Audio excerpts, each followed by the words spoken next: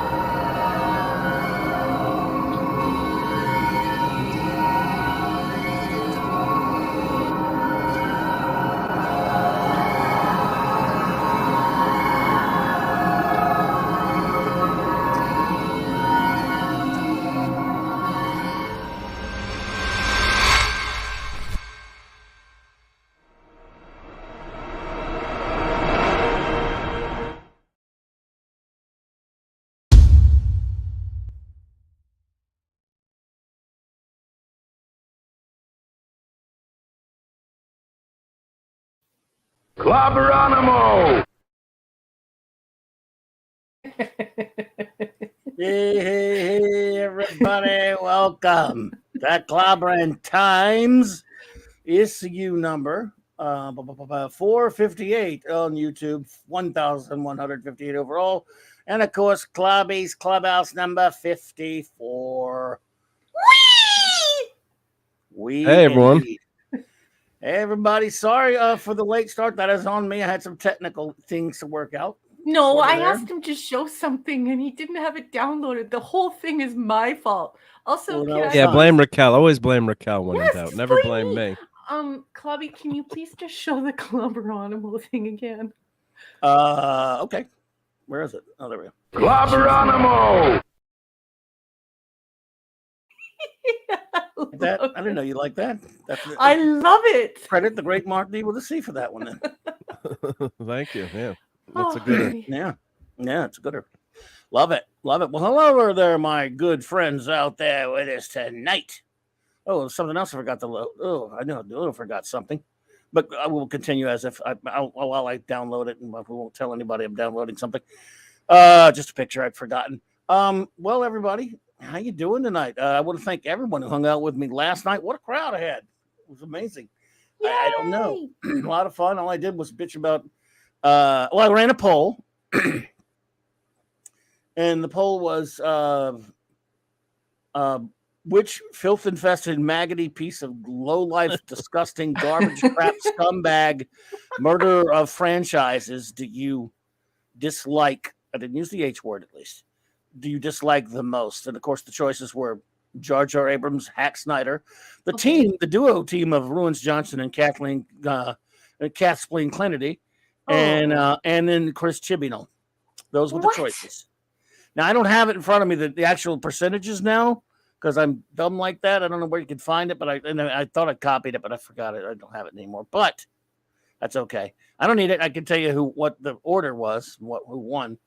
Everyone, for those wondering, in first place by a decent lead was, of course, the Destructor, the destroyer of loves, the destroyer of fandoms, the low-life maggot that he is, Jar Jar Abrams. Oh, wow. He won? That's great. Yes, he did. Congratulations. Which means he lost. Well, that sure tells me a lot about your listeners. And then I had like 52 votes, too. So yes, lots of Star Trek people. A lot of people were here. Well, then in the second place, of course, was the duo of Ruins Johnson and Kathleen Splinity. Kath Spleen Skinnity, whatever you want to call her.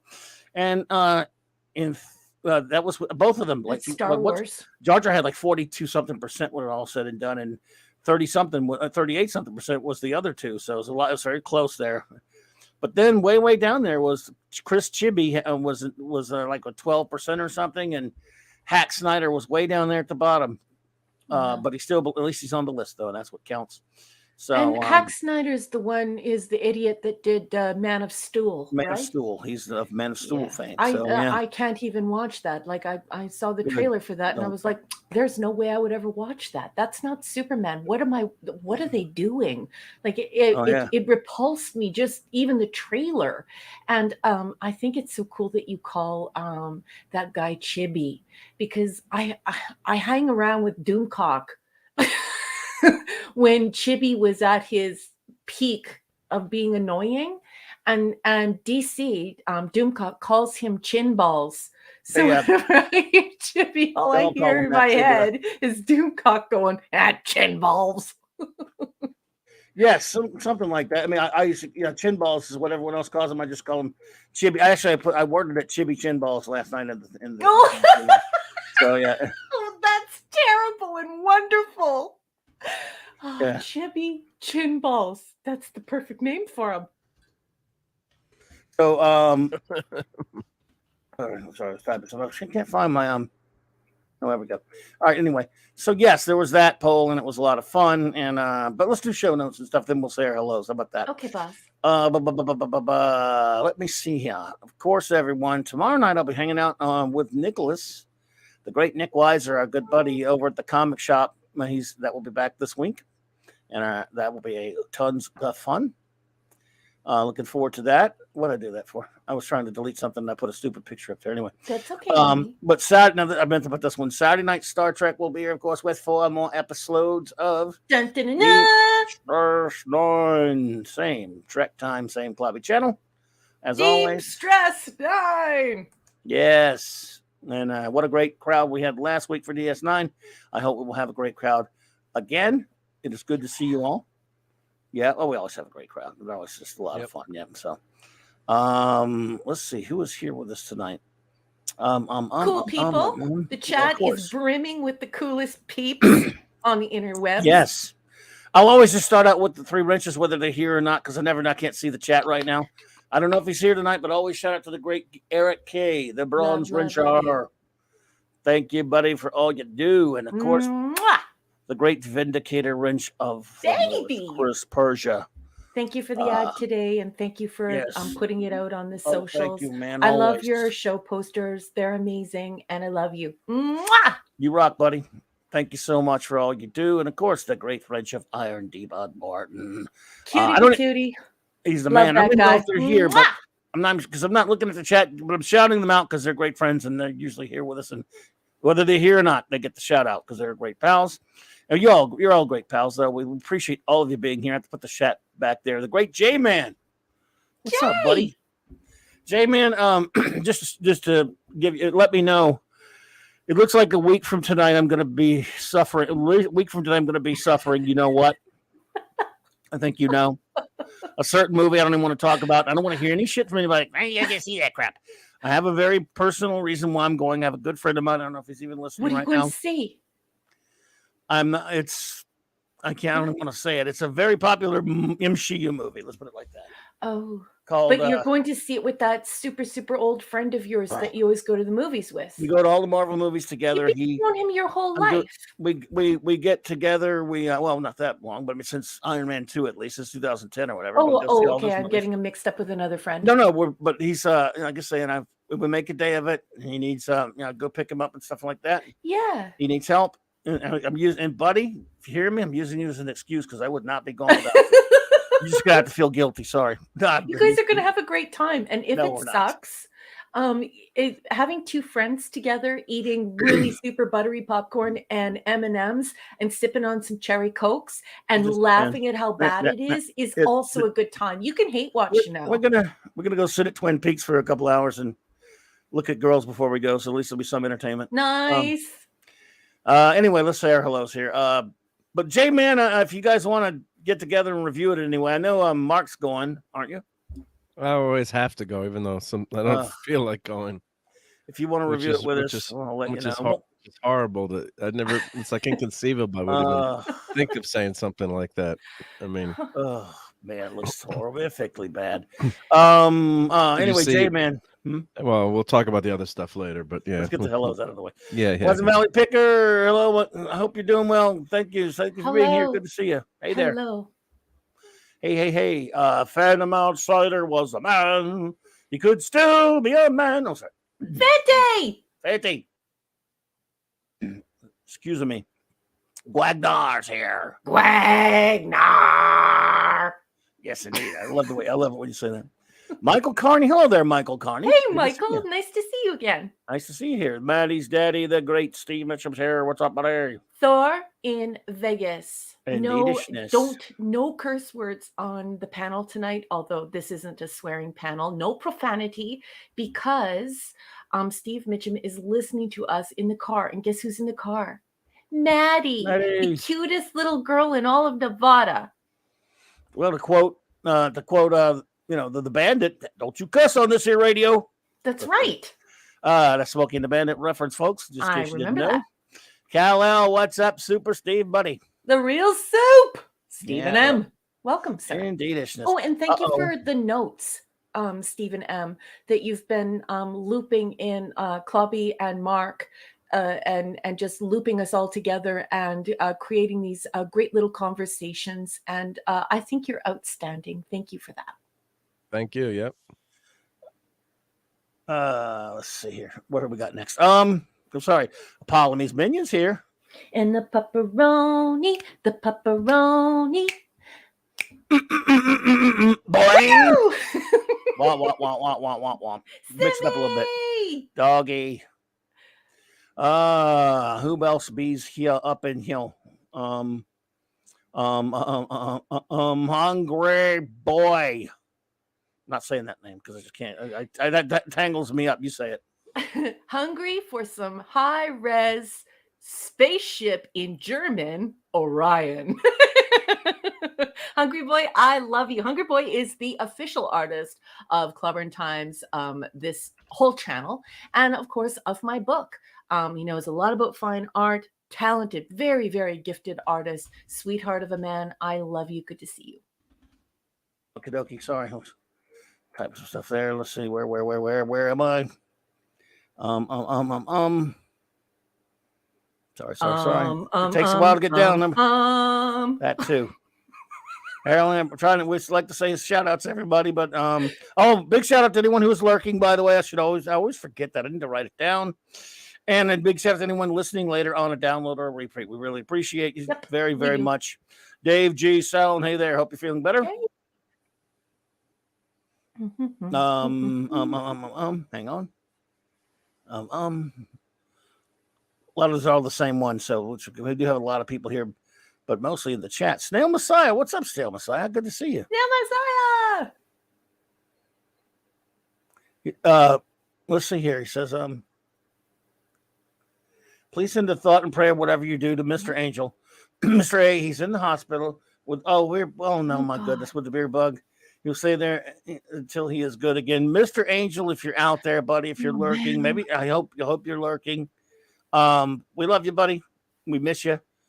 and get well soon, my friend. Yeah. So, oh my goodness. Check in when you can. Yeah. We love feel you, better soon. and we're all sending you positive vibes, good thoughts, warm wishes, and for those who pray, I know that people will be saying a prayer for you. You are a big part of our community. You are a good friend to us, and we hope you'll get well really, really, really fast. And we love you. Yes, indeed. Get well soon, there, Chef, and come back and see us. So I'm having some. What's wrong with my stupid computer being a. Yeah, Michael Carney. I don't know why it's different, but yeah, when I looked it up, it said the direct translation is Spaceship Orion, but I don't know much about German, and I definitely don't know anything about German grammar. So I'm not sure why, but that was what I found as well. But when you look it up, that Raumschiff, Anyway, I don't know why, but it's because I fail bigly. Fail bigly at German grammar. And I said that to make you laugh. Hope you enjoy that. Leave it to the grammar police to explain why they misuse grammar on purpose. I'm just saying. Oh my goodness. Sorry. Captain, that's okay. We love it. Captain Infinity and Beyond. Captain Infinity and Beyond. He was asking me, he said, Professor Briggs, when's the last time you watched the original what's it? Back to the Future. Captain Infinity. My husband loves the first movie. It's like one of his jams. He pretty much has the same taste in movies as Clobby. So I believe we watched that about 2 or 3 months ago. That's a pretty good flick. I really love both of the first two, and I like the third one. I don't think it's as strong as the first two, but first one, nothing touches the first Back to the Future film, of course. But I do love the second one. I love and more than most people do. And then the second one's a weird. It's got some weird stuff. I like it. I like that it has all that's that. That's not a bad movie, but it's kind of weird. There's a few questionable scenes, but yeah, that's all right. Donnie Pearson, hey there. Hey, Donnie, nice to see you. Donnie does point out today is Godzilla Day. Is it? Why? Yes. Why? Why? That's like me saying today is Mark D Day because I said so. Because Godzilla ate all the donuts, so it couldn't be Donut Day. Oh, okay. But they do have like some kind of anniversary thing, and it, they're having I know they're showing. I wish I'd have been able to go to the Fathom event they're showing Godzilla versus Mecha Godzilla at some theaters and stuff. That would have been cool. That would have been fun to see. Trevor Cunningham, what's up? Hey, Trevor, nice to see you. Captain. Sorry, I just put something up from Chris just so everyone can see it. Okay, go for it. Oh, no, it's okay. You don't have to read it out. I just want everyone to be able to see the full translation. Oh, okay. Gotcha. Yeah. Captain James C. Skywalker, good to see you, buddy. Says, cannot wait for Clobby's review of P Hard 3. I fully admit that I'll sit through the trash, but I'm not going to review it on the show. I mean, I might talk about it with someone else, or we'll just talk about what a piece of garbage it is, but I won't do any formal reviews. So, but don't give them, I mean, it's bad enough to sit through crap, but I'm not going to give them any kind of publicity by reviewing their shit. Just, I'll sit and watch it. I've always said I'll watch any old crap, but I'm not going to give it that much attention other than that, So anyway, that's our hellos already. I mean, so far anyway. What do we got going on, everybody? What's going on in your lives? Because it's been a whole week. Michael, yes. Michael, you have to watch it. It's so good. And it's so good. He is like Straker from UFO or Kirk from TOS. He is such a cool captain. He will leave a mark on you where you're like, oh wow, I have to watch more. And it doesn't even matter that there are subtitles. The show is just, it's so good. You're gonna love it, Michael. And let me know if you find it in high res. We're all looking for it in high res because it's a glorious, glorious show with some of the prettiest practical effects I've ever seen. Like, so gorgeous. Like everything is like clear plastic and stuff. So everything is like, it feels very ethereal, very otherworldly, and it's mixed with so much shiny steel. And yeah, anyways, highly recommend. And thank you for asking about it. Anyway, sorry guys. I just saw him. He's having Michael is having a big chat with a bunch of people about the Spaceship Orion show. Everyone's pretty excited about it. Well, I wish I'd thought about watching it this week. I haven't watched it yet either. Yep. I need to. It's on the archive, right? It was on the archive, right? Yeah, it's on archive.org. But I didn't have time either because, as you all know, like my book is about to drop. I'm just finalizing the publishing stuff, and I'm trying to have the book ready for release for November 15th. And it's so much work, this last push at the end. So yeah, I didn't get to do anything this week except for just work on that. So crazy. The publishing stuff is crazy. A lot of work, right? It is like they say that self-publishing was supposed to like free authors. It's a lot of work, from like developmental editing, writing, rewriting, substantive editing, copy editing, proofreading, then doing revisions, and then the marketing, the formatting, everything for hard copy and for paperback and for ebook, and the book launch and everything. It's crazy. It's absolutely nuts.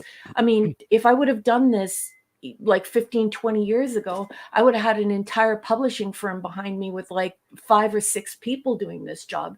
So it's been crazy. Anyways, sorry for being a slacker this week. You slacker. Yeah, slacker. You slacker, slacker face. Not watching internet TV. Come on. Let's see what everyone's saying. Snail. Oh, I guess that's what Snail had said earlier about our buddy Mr. Angel. We do hope he gets better. Absolutely, Mr. Angel. Soon, hope you're hearing this out there, buddy. So you started one that says, "We can't go against the well-oiled machine. It's always blame Mark." Okay, it's a fair a fair compliment. And Captain Infinity says, "Excellent. Excellent. The panel of temporal judgment is here." I like that. I like that title. Person so much, Captain Coffee Spock. I love you. Well. I'll just say this: in some upcoming DS9 episodes, Captain Infinity are going to really, the temporal council of time travel-y thingies are going to be in session again. They can't stay away from time travel. In terms of time travel functionality, Back to the Future is almost identical to Star Trek OST. City on the Edge of Forever and Marty and Kirky are both demonstrably in timeline beef. See, you know what? Here's the thing about that. I would say you might disagree with me, not Captain Infinity, and that's cool. When it comes to a comedy fantasy like Back to the Future, I don't care about any of that time travel stuff. Like the way I don't apply it the same way I do the Star Trek part. That's just me. I love those movies. They're fantasies. They're fairy tales. Doesn't matter what they screw around with or contradict because it's not to be taken seriously. Star Trek is trying to take science seriously. So when they get out of line with time travel stuff, it's a little bit different. Just for me. Brian Hepburn, hey there. Hello, Brian. Nice to see you. That could just be me, buddy.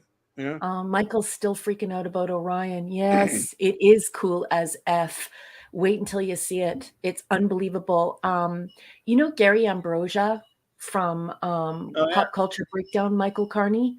Clubby and I used to go on that show, but Sunday's my family day, so I haven't been over there as much as I would like to be over there, but I love Doomcock and I love Gary Ambrosia. Gary Ambrosia is really good friends with this channel and is just a kind and beautiful person, and so is his wife. Anyway, he was telling me that when he was a kid, he used to listen to that on some type of recording or radio. So I think Gary speaks German. But when I heard that, I just thought, oh my goodness, like, isn't that wonderful that he was able to listen to that show like as an old time radio hour or whatever? Or I'm not quite sure how he worded that how he used to listen to it. Definitely, if you ever bump into Gary Ambrosia, please ask him, because man, he's so interesting. He's such a sweetheart of a dude, and he knows about that show, the Spaceship Orion. He knows about it. He grew up with it. It's wonderful. Interesting. Yeah. Very cool. Yeah. Well, I do have something to show that it's going to drive Raquel crazy. I don't know if I want to start with that or teaser. for a bit. What do you think, Clobbering Times? What about what? I got an enabling look thing. Look who's here. Aw. Michelle O'Rourke Johansson. Michelle! Hey, my dear. Good to see you. Hey, Michelle. Good to see you. Glad you're out. She's out. Went out to dinner with parents and husband. Surprised. Oh, okay. Well, a carriage ride. Oh, that's cool. Well, it is great to see you, my dear. Let's see. Am I getting in trouble with Captain Finnerty? What'd you say? Oh, no, he's bringing up something that you and I are vehemently opposed to. That is criticizing the way in which we time traveled on the Edge of Forever. Right. Do you want to go to kind of whoop butt there on that one, or? Oh, no. I want to touch it. I leave. Like, I'm glad to help, of course, with our good buddy, Captain Finnerty. But I see he could call us the council. I call him the captain of time travel. Yeah. He is, just like he has been so kind to defer to me on something like Deckard and everything. I defer to him on time travel. I hope you don't mind if I don't want to put that burden on you there, Captain. But I do consider you a guru when it comes to time travel, sir. Clobby, I love you so much. He's the man. Well, he is. Yeah, he knows his time travel stuff. Mm-hmm. Oh, he does. Yeah. But I do love the way the TOS, Sitting on the Edge of Forever, that time travel is accidental and not something that the Federation control. I mean, now they've introduced, Deep Space Nine, they introduced the temporal training at Starfleet Academy. It's like, how common is time travel now? I mean, and what a disaster that would mean if you could time travel at will and change the past or create new timelines, whatever you want to say or think about it. It just really wrecks storytelling. And as much as I love Enterprise, when I learned they were going to have one of the big storylines is going to be dealing with the Zindian time travel, I was just groaning. I was like, please just stay away from time travel. Because so few people understand the actual science behind the theoretical concepts that would be the structure, the scaffolding for that type of storytelling. You really, really, really have to know your stuff. And for me, the Guardian of Forever works for me because of, when I've read high or hard science and my understanding, my very limited understanding of it, because, I've not studied astrophysics. It's just not an area I studied in university. So I have a very limited understanding of it. But from what I do understand, that would be about it. It would be almost impossible unless it was some type of super advanced society, and it wouldn't come in the form of the Zindi. It would come in the form of the Guardian of Forever, something with no corporeal form, something with unyielding, like that it didn't even care how the timeline was changed, that it was just there to record it. And so it works for me anyway. And that's anyhow. Well, I also don't like time travel is what I'm trying to say, Mark. There definitely is no time travel because all my Micronauts toys are still in my room, have not been stolen by anyone traveling from the future. So well, the time travel thing in Star Trek we talked about, because like you say, I'm fine with it. Here's the way I give it a pat. Like I give City on the Edge of Forever a pass when some may not. It is, again, I think, because it's just one of those things in science fiction where it's also speculative fiction, and simply you're making the leap that there is a civilization so far in advance of us that we can't even begin to understand it, that are capable of what happens in that episode. And you just, because it's not explained, and you're saying this is so far off from us, we just won't explain. I think you can get away with that in drama sometimes. Yeah. And I'm fine with it. And it's a great story. Kal-El, that's exactly what I'm saying, Stephen M. He says, Raquel, so being a being or a race of beings that exist outside of time and space, then yes, that's exactly what I mean. And in Doctor Who, even though Doctor Who indulges in fantasy, sometimes it is science fiction. But the Time Lords are like, whoever put the Guardians there, Time Lords have that type ability. Capability. They have a TARDIS. Time and relative dimensions in space is what it means. It's larger on the inside than it is on the out. It's almost infinite on the inside, in fact, because it deals in other dimensions and things like that. And the TARDIS takes a shape and goes anywhere in time and space nearly instantaneously.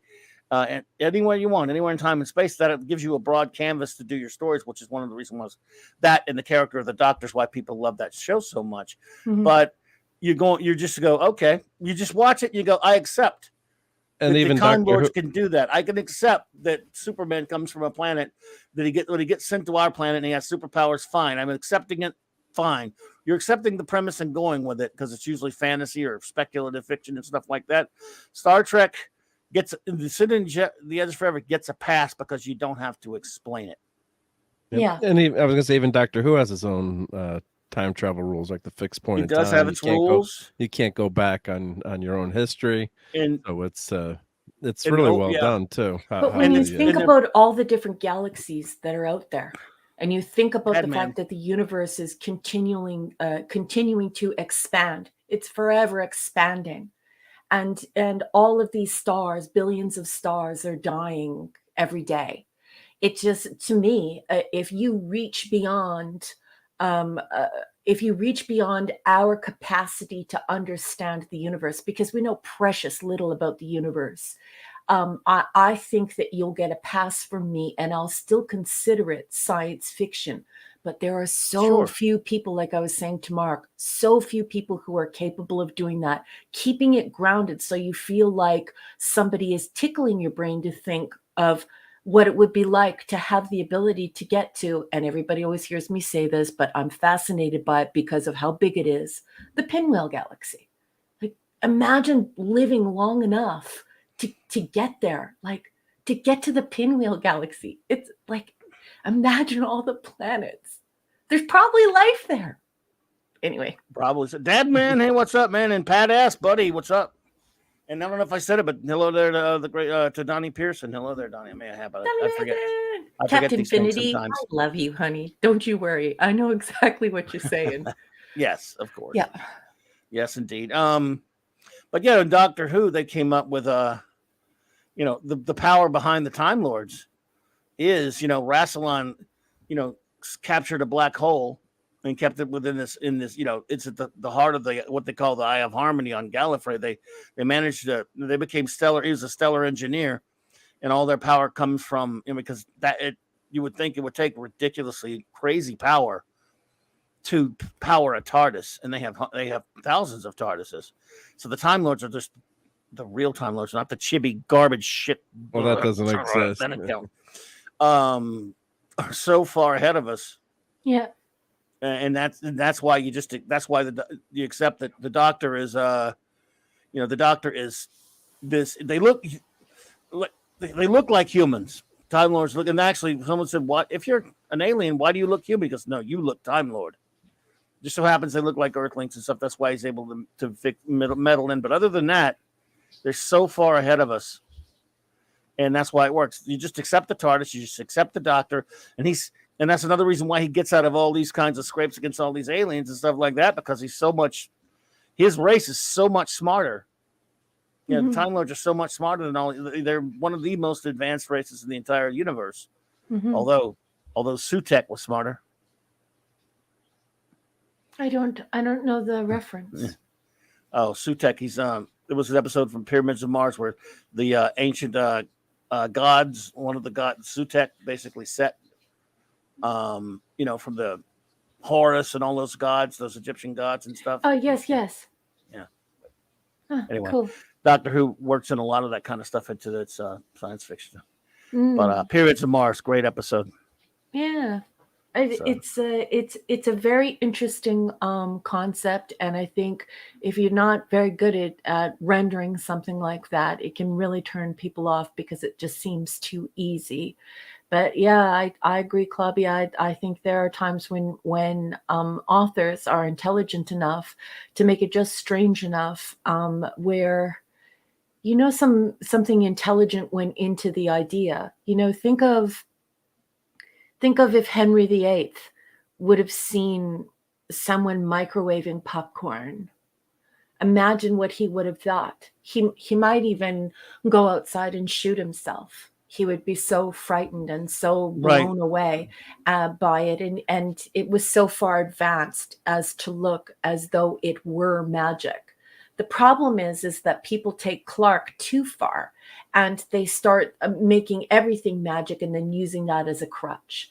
And there really has to be something so intelligent there that it pushes somebody to think that. It pushes somebody to go, oh yeah, something could be that far advanced. But I don't like it when people start using Arthur C. Clarke as a crutch by saying, well, everything that's sufficiently advanced could be magic. Good. I'm not into that. Shin kicks to those people. I agree with Captain Finity. It's got to be smart. Oh yeah, but now of course I do agree with also though that if you take something from any far advanced time and bring it back far enough, it would seem like magic. Mm-hmm. Yes, but just don't write like that. Oh yeah, if you take let's say you take a fairly, I don't know, let's say a machine gun from like in the past 10 or 20 years or whatever, very sophisticated with a bunch of ammo, and go back 200 or 300 years, you could rule. I mean, you would, or for more, 500-600 years, people would think you have a magic weapon or a magic device that could just mow people down. Yep. It would, and they would think you're some kind of a god or something. Yeah, imagine the early Vikings seeing a tank. Yeah, I mean, so. But there's a movie, or there was a movie under development. I don't know what happened to it. It was sending, I think, like Navy SEALs back to the time of the Roman Legion, or modern forces, and it's Mel Brooks' son.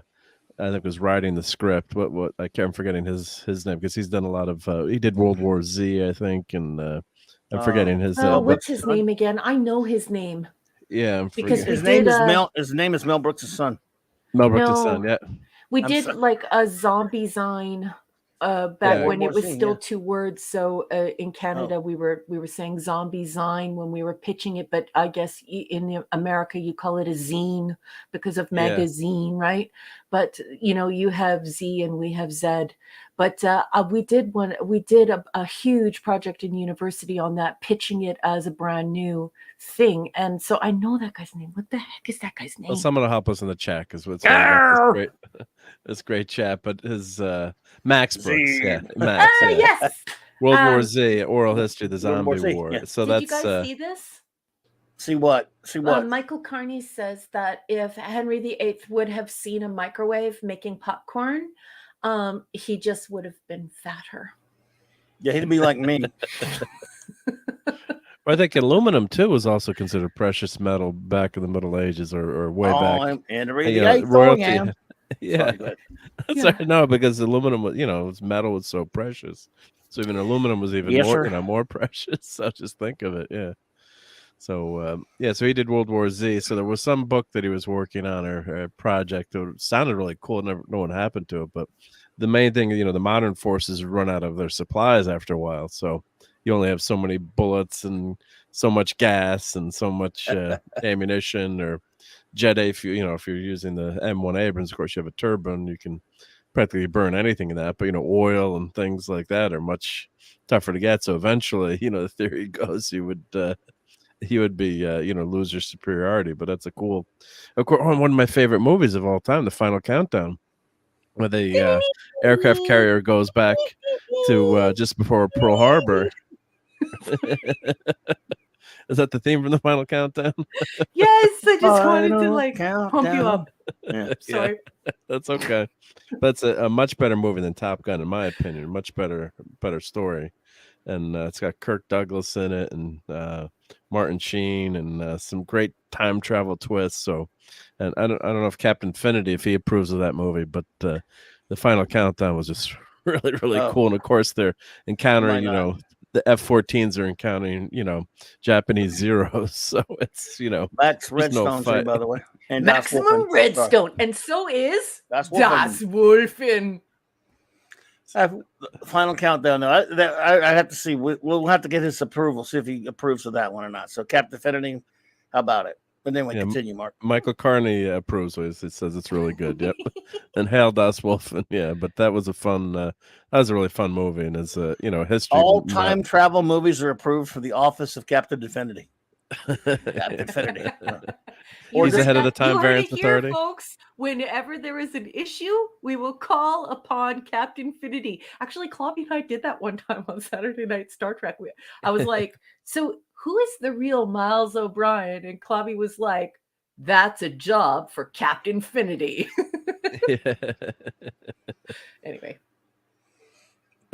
As long as it's not one malleable timeline. Malleable timelines are always wrong. There you go. Yeah. Was it, Mark? Was that a malleable timeline? Well, let's see. Well, they didn't change anything in the past because they didn't want to wreck the future. But one character does time travel, which is really very cool in the end. I don't want to give away too much of the movie if no one has seen it, but it's not. The dog, the scene with the dog was fantastic too. So.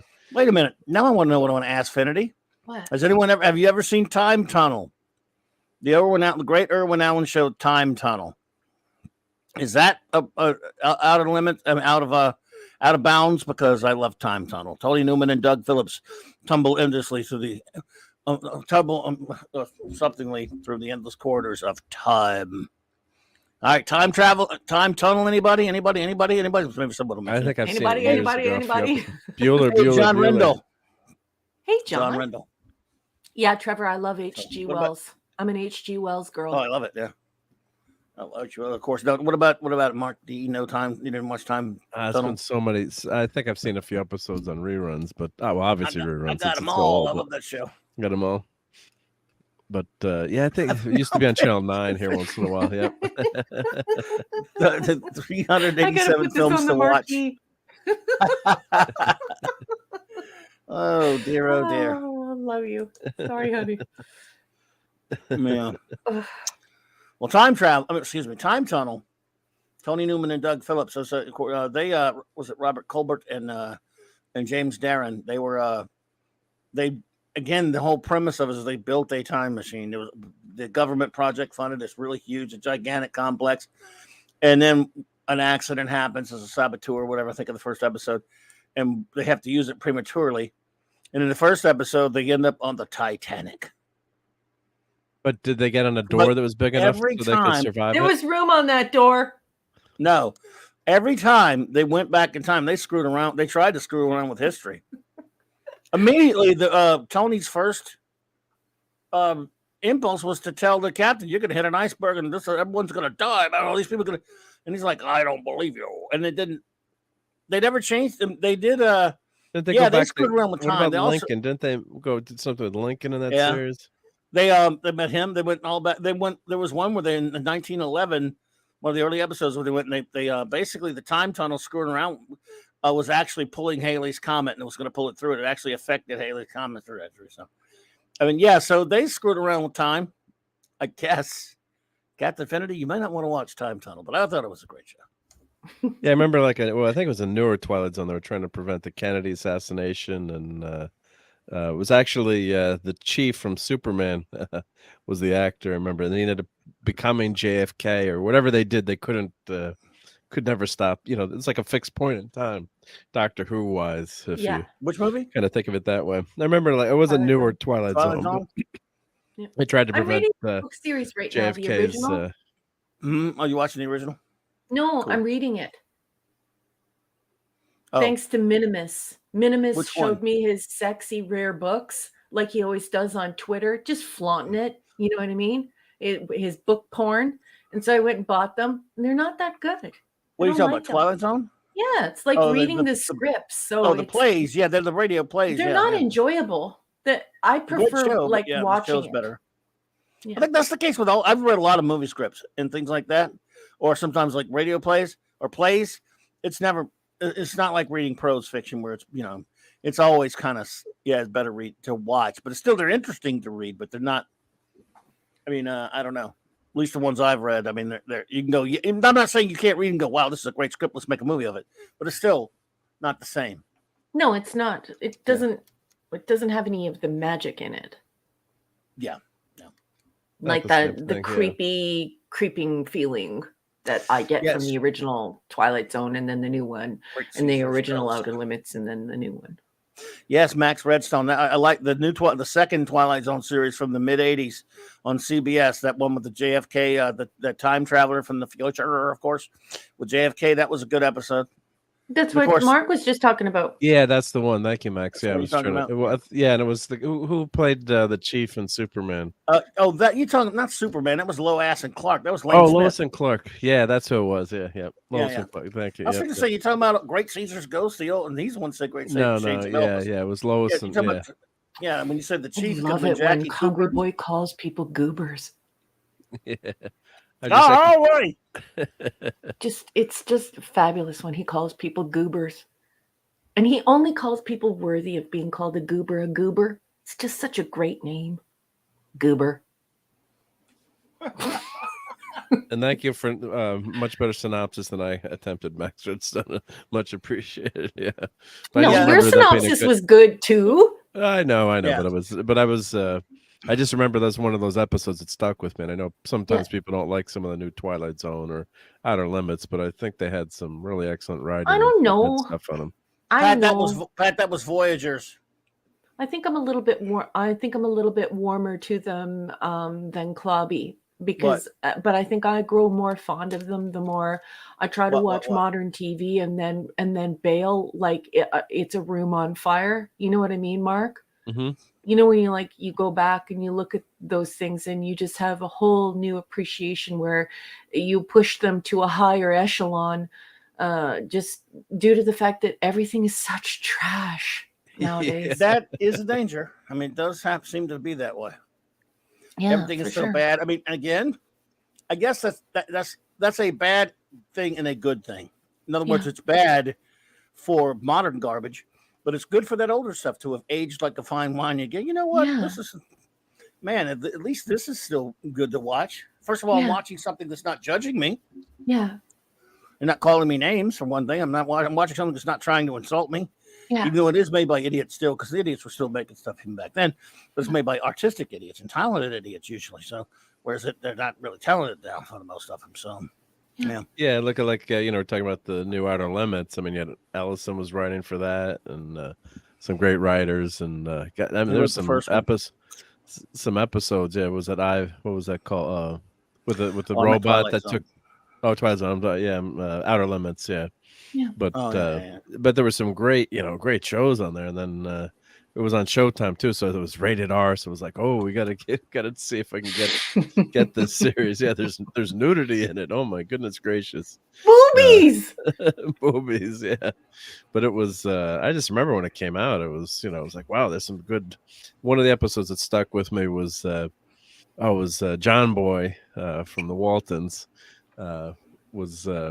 Experimenting with some genetic research, and he had the serum to cure him. I think he was curing himself from cancer. This is all from my bad serum memory. To cure him? Is that what you just said? My voice is still Did shot. you just say that? Serum to cure himself. So cute. I love that. Serum to cure him. Serum to cure him. And but everything, then his body was reacting to everything. So eventually the cancer's cured, and he goes swimming, and he's swimming underwater, but then he grows gills because then his body reacts to that, and then he grows eyeballs on the back of his head. That was a great episode. So everything, what's that one from? Wasn't that Outer Limits? That was Showtime Outer Limits, wasn't it? Which one are you talking about? The one where the guy keeps mutating his body, is mutating, and so he's was it nanobots? Oh, it was The New Breed, I think. Richard Thomas, The New Breed. I don't remember all this film stuff like you and Clobby do, because I Yeah. have all of these books packed into my head. I can tell you about Sancho Panza's relationship with Don Quixote, but I cannot remember this film stuff. I'm sorry. Scogli, Jotan, welcome. And Who? Oh, nice. Good to see you there, Scogli. I popped in yesterday. Michelle. Cheers. Well, certainly, everyone sees that, what Michelle wrote in the chat. Please, of course, give your prayers and thoughts for that lady that she's mentioning. And yes, and let's see here. Find it. Yes, everyone. So if you can see that now, everyone can see it in the chat. What's this? What? I didn't see this. What does this say? What? Oh, put it back up. Sorry. Yeah, I didn't. She I'm said sorry. lady who was in one of her favorite metal singers. Oh yeah. I'm of a band called Flora Jansen of a band called Nightwish. A few days ago, underwent surgery for breast surgery. She made it through the surgery. She is home, off recovering. So, request tonight for. Well, I'm glad she's recovering, and I hope she makes a full recovery. Very scary for women. Very, very frightening for women. And your friend Flor, please send her our best. Let her know that we shouted her out on the Clubhouse. Tell her to stay strong, and you're a good friend, and be by her side if she needs anything. She says she's one of her favorite singers. I don't know if she knows her personally or not, but still, okay, yeah. But anyway, yep. So yes. Everyone, prayers and thoughts and all that stuff for the lady. I'm old, Michelle, so I had not heard of her, but Eric K's heard of her, and a lot of people here I'm sure have. So, best to her. Okay, absolutely. Wow. Yes. And did you see this comment that I have starred? I need to address this. I'm just going to put this up in the marquee. Go ahead. Because this is it's a pretty important thing to me. Hungry Boy says, luckily Raquel didn't need to trawl through art sites for the art. I just want to say this is from way back in the conversation when we were talking about how weird and crazy it is that publishing houses don't really, they openly in Canada at least don't tell you if you write science fiction and if you write science fiction short stories or short story collections, to not send it to them. They don't even want it. So they're so disinterested in episodic fiction now. Everyone wants this serialized stuff that they can turn into a TV show. And so it's been hard. And I just want to say something to you, Hungry Boy. I didn't know you at all. I had no idea how talented you were. And when you approached me to donate the cover art, I never thought in my wildest dreams that somebody who is, who has worked in the comic book industry and somebody who's worked in RPG, designing the art for these RPG games and stuff, I never thought in my wildest dreams that someone of your caliber would do something like that for me. And to do it for such a personal reason, which was to give me the 1970s style art that I love for the front of my book, which is an homage to that episodic and classic science fiction. I cannot tell you what it means to me that you painted that painting for me and just gave it to me so that my book looks the way that I feel. I really want you to let that sink in. I love you so much for that. Thank you, my wonderful friend. You mean the world to me. Thank you. Indeed. Hungry Boy rocks. Yeah. Yeah. And now I'm going to have to try and take that down because I unstarred it. Now I have to go look for it. I got it. You got it? Yeah. Thanks, boss. Well, here, why don't I share a picture from that episode? No, don't share any pictures. No? What do you mean? You want to see it from that episode? No? Oh, yes, from that episode. I thought you meant of the book cover. No. Does he have the book cover? No. You don't even have it, do you? No, I said episode. Yeah. So this is the episode. It's New Breed, season 1, episode 14. I recommend checking out that old Outer Limits and new ones too. It's got John Boy in it. Got John Boy. So he said when John he's asked Boy and his birthmark. If he's playing God, he responds, "Let's just say God created a flawed man. I think I can do better." So he's screwed. I remember this. So in this episode, all right, close your eyes if you don't want to see something kind of scary. But so he grows his head. He grows eyes. He's trying to park, when he pokes right? himself in his eye? He pokes himself. Yeah. The Nanobots have taken Andy's inability to parallel park without a mirror as another defect, and now have given him perfect 20/20/20/20 vision. So he's got eyes on the back of his head. It's so gross, but it was so freaky. So eventually, he just keeps mutating. Won't give away the end, but it just he starts out as Superman, and he eventually ends up where he can't touch anyone anymore. It's just so his body is gone. So I like how this reviewer keeps calling him John Boy. Yeah, it does, yeah. So let's give credit to this reviewer. This is 2014. It's what's the author? Doesn't say the author's name, but John Boy's Birthmark, The New Blade, Outer Limits, Season 1, Episode 14. He was in Battle Beyond the Stars. He was in Battle Beyond the Stars. Yeah. I love Battle Beyond the Stars. Oh, well, thank you, Apollome's minion. Sweetheart, you don't have to make me anything, but I would be so honored to have any of your art. And the fact that you would take time to make something for me is truly incredible. She's amazing. And you know what? It just shows what great friendship that we all have here. And you're a big part of that, Apollome's minion. She is truly amazing. She made me a wonderful pick. I don't have it here right now. I have to find it to show it. I saw it. It's glorious. Seen it. It's beautiful. Glorious. Yeah. Truck dog. Great stuff. By the way, Monday night, everybody, I forgot to do it in the show notes. Loki and I on Monday Night March Comics Talk, another DC animation review team up. Oh, I think it's not working. There we go. We'll be reviewing All Star Superman, the animated film. Ooh, that's a gooder.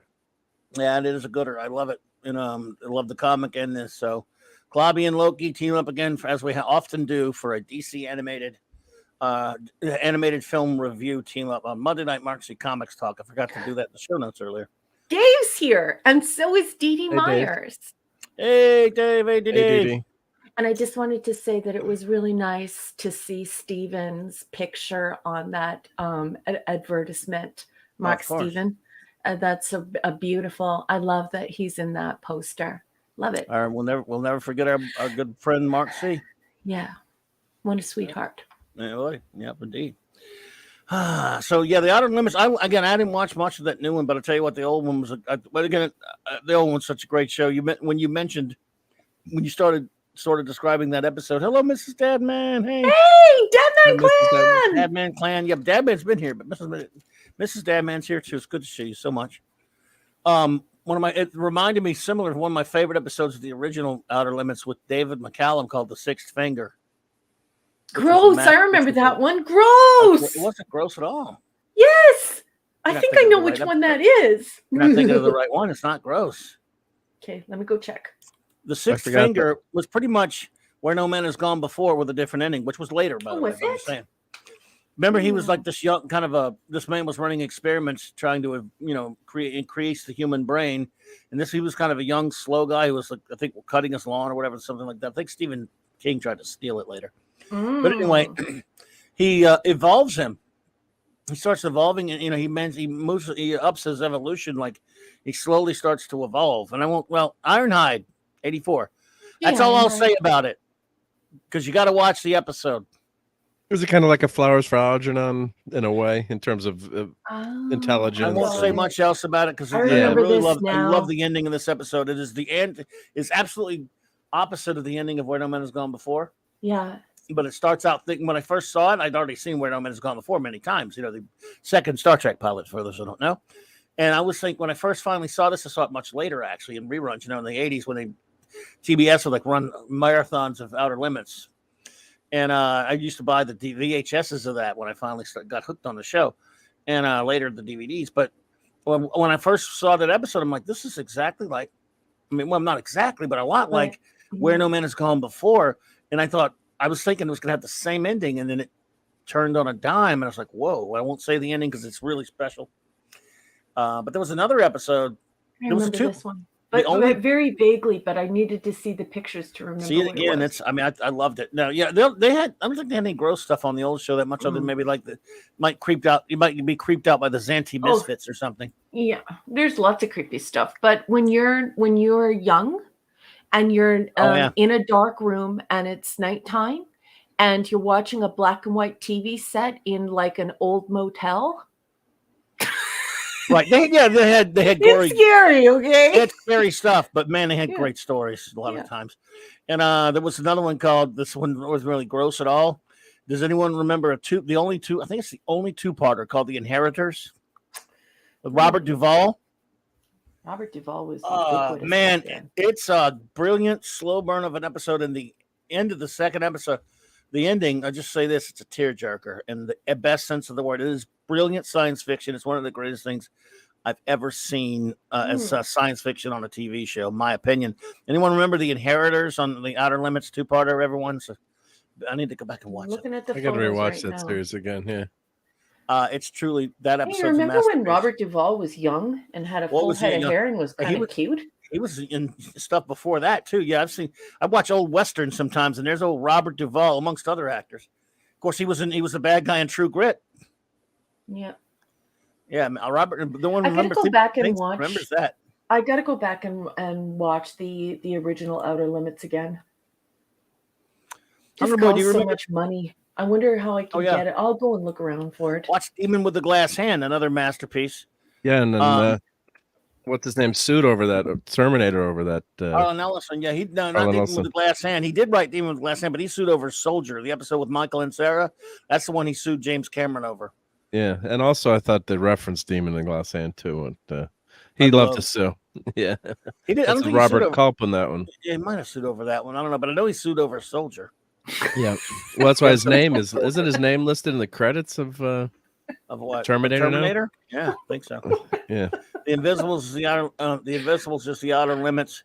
In the Outer Limits had a few scenes with the parasites. Raquel could squeeze. Yeah, the Invisibles. The Galaxy Being was a great one. Shatner was in an episode, of course, as we all know. Cold Hands, Warm Heart. The Architects of Fear, where Alan Moore kind of pretty much stole it for Watchmen.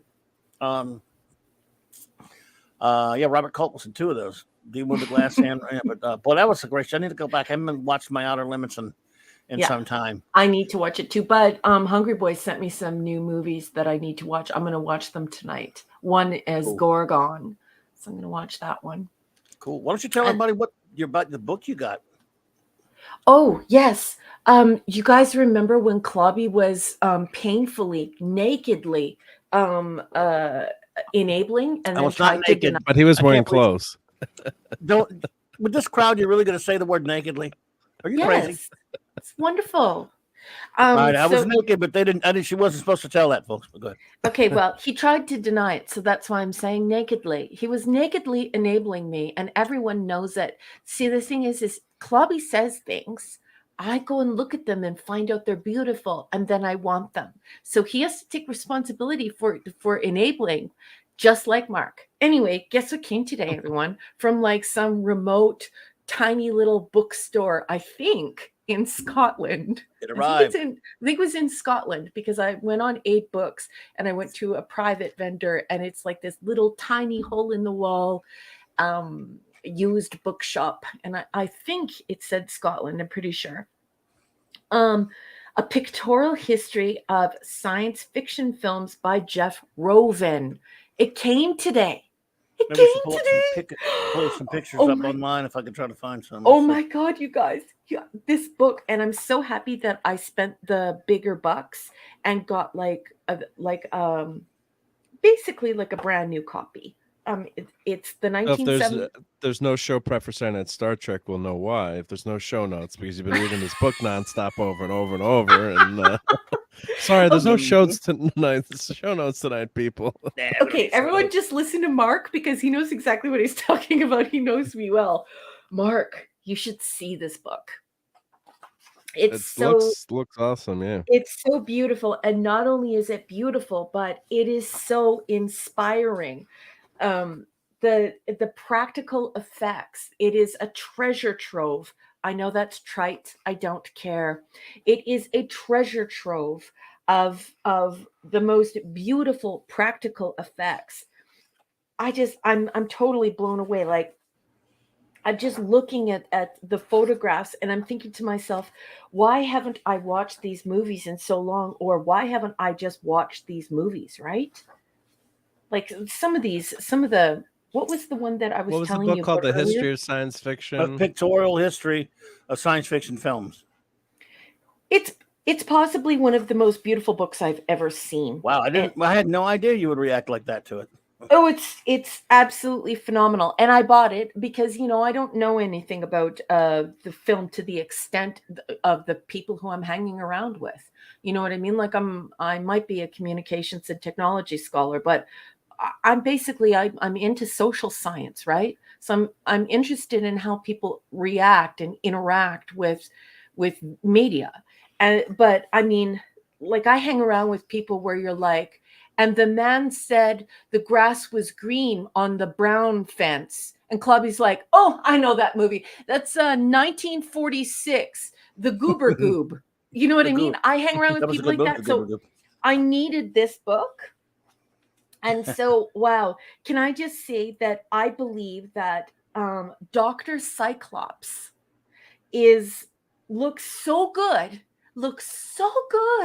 I'm watching it right after the Gorgon this week. Have you seen pictures from Dr. Cyclops?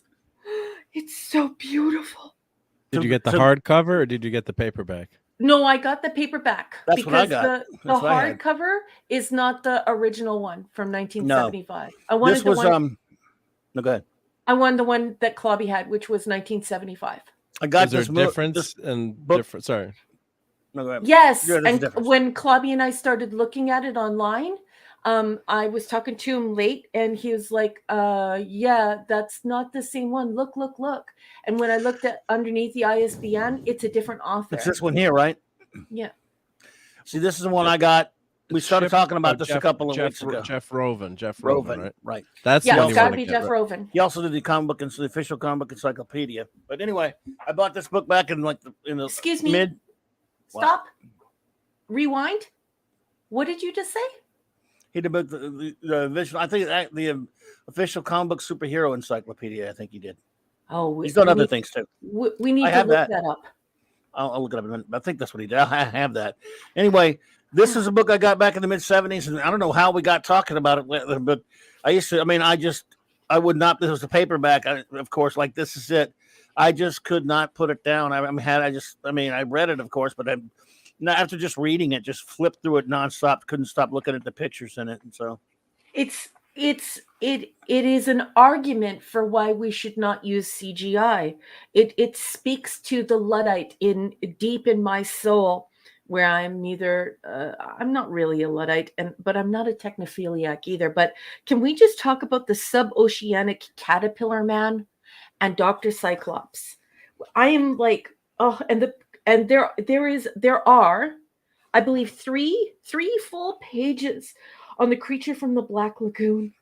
He's so beautiful. I don't even know if I have this anymore, to be honest with you. I think I lost it long ago, but I loved it. And I probably got lost with one of the floods or one of the moves or something. I don't know. But I adored the book. It just popped into my mind that night we were talking about it. I had no idea you'd care about it. Chris, what have you done? Chris says, I found a little bookstore in Michigan that had it in great condition. Unfortunately, 2 pages had the pictures cut out. So no surprise gift for Raquel. You know what? From now on, I'm going to think of this book as you giving it to me, because it's the thought that counts. And the fact that you would do that for me, now I'm going to make sure that I tell everyone that whenever they see the book. This book is going to spend a significant amount of time on my coffee table in my living room. I said, no Saturday Star Trek. Beautiful. Chris Persia, I love you, honey. Mwah. It's not necessarily a coffee table book, Pat, like you mentioned, like you asked earlier. It's a fairly decent size, but it's not like gigantic or anything. It's pretty big. It's a big, trade paperback size. Because I have some of those coffee table books on comics that people would always get me, and they're kind of nice. You plop them out, and they're huge. They're huge, and they're but this is a 1975 style, almost like coffee table book encyclopedia, but certainly not by modern standards. Now modern standards, there's no text, there's nothing interesting or juicy. It's just all a visual orgasm. It's like there's nothing there. There's no substance there. So this is a quintessential 1975. Light encyclopedia / table book. Anyways, it's glorious. Nice. I have to go look that up now, because I have to look up the Caterpillar Man, because hold on, honey. Yes, The Monster That Challenged the World is the name of the film with the Caterpillar Man in it. Caterpillar Man. Yeah, I was thinking Centipede. Don't I? Different genre. You want to think about that movie. Here, by the way, is the other book I was talking about, which I still have somewhere, I think. pull it up. Jeff Roven. This won't. No, this is just for geeks, but superhero geeks. But it's a pretty good book. This is like late 70s, early 80s. Okay. Seriously, I'm just going to tell everyone in the chat, I don't normally do and say things like this because I like some stuff that's some pretty nerdy in it, and it has to be very high quality. I just want to say now, I've known Clobby now for a little over 2 years, and I would just like to say that if you like comic books, this man is one of the best tastemakers out there. If he says that he loves this book and you love comics or you love superheroes, need to just get the book. 1985 paperback. Well, yeah, but again, it's been forever since I had it. But I'm sure I still have it somewhere. I think I still have it somewhere. Oh, but please don't tell me that you lost that. I lost a lot of books. I know. Including this one by Michael Fleischer, the Encyclopedia of Comics Heroes 1 Batman. Oh, you like that one too? Oh, yeah, I have it. I think I still have this one. But I like that other one, the Encyclopedia we lost some of the things in a Superhero. storm, you said, right? Storms, floods, moves, divorce. Also, like Clobby likes to collect books and comics and things like that. But everyone needs to realize that one of the reasons why where he lives is so dangerous, it's not because it's hot. And some people say, oh, yeah, well, it's hot like that here too as well. But people don't realize what it's like when you add the humidex. And that's the pure amount of humidity that is happening at all times. And it ruins all of his stuff. It also makes it incredibly difficult to breathe. So it's not that he didn't take care of the thing. He didn't take care of his stuff. It's that Louisiana is not an easy place to collect the sorts of things that Clobby collects. Well, there were times that I should have taken better care, but I had to move different places. There was, when you go through a divorce and you have to move somewhere and you have to leave a bunch of stuff behind and it's taken away or taken out when the house is, it's all kind of crazy stuff. But the plenty of things that I wish I still had that I regret that I didn't do a better job of taking care of. Again, like I said, there have been floods too, or hurricane flood, pretty much the same thing, floods from hurricanes, that sort of thing. Yeah. So, Yep. Don't know if I have this book or not anymore. I might have it. I don't think I have the science fiction one though anymore. I wish. I don't think so though. I remember 20 million miles from Earth. 20 million miles to Earth. I mean. Yeah, is that the one with Ymir, the Ray Harryhausen movie? Love that movie. Yeah. Oh, man, I remember I had not seen that movie, and when I saw it, until I saw it, I had not even known it. I don't think I've seen it. So when I first learned about it in that book. And that, man, I for years, I chomped at the bit to try to find a way to see that movie. I wanted to see it so bad. I saw a couple clips from it. And I saw it here in Canada on VHS. That's how I watched it. It's a Harryhausen classic. Yeah. 20 million miles to Earth. Yep. VHS in Canada at the Red Rooster in the 1980s. I want to say mid-1980s is when I saw it. Nice. That's it's tough to pick a favorite Harryhausen film, and that would have been one of them. Actually, I have one of my favorites is probably Valley of Gowanji. Have anyone seen Valley of Gowanji? I saw it at the theater. That's how old I am. So God, look at these ships. Oh, the ships are so beautiful. Okay, well, I'm going to show. This is another enabling thing. This is going to cost Raquel some money. So what do you do? Oh, boobies! Time for some enabling. Okay, so close your eyes. Boobies from Moon 02. Boobies! We'll have to get you to show some pictures. Well, we'll have to get some pictures from it. Yeah, get some pictures. I can take some pictures for the next Clubhouse. Okay, show me what you got, Mark. Close your eyes. You ready? I'm not responsible.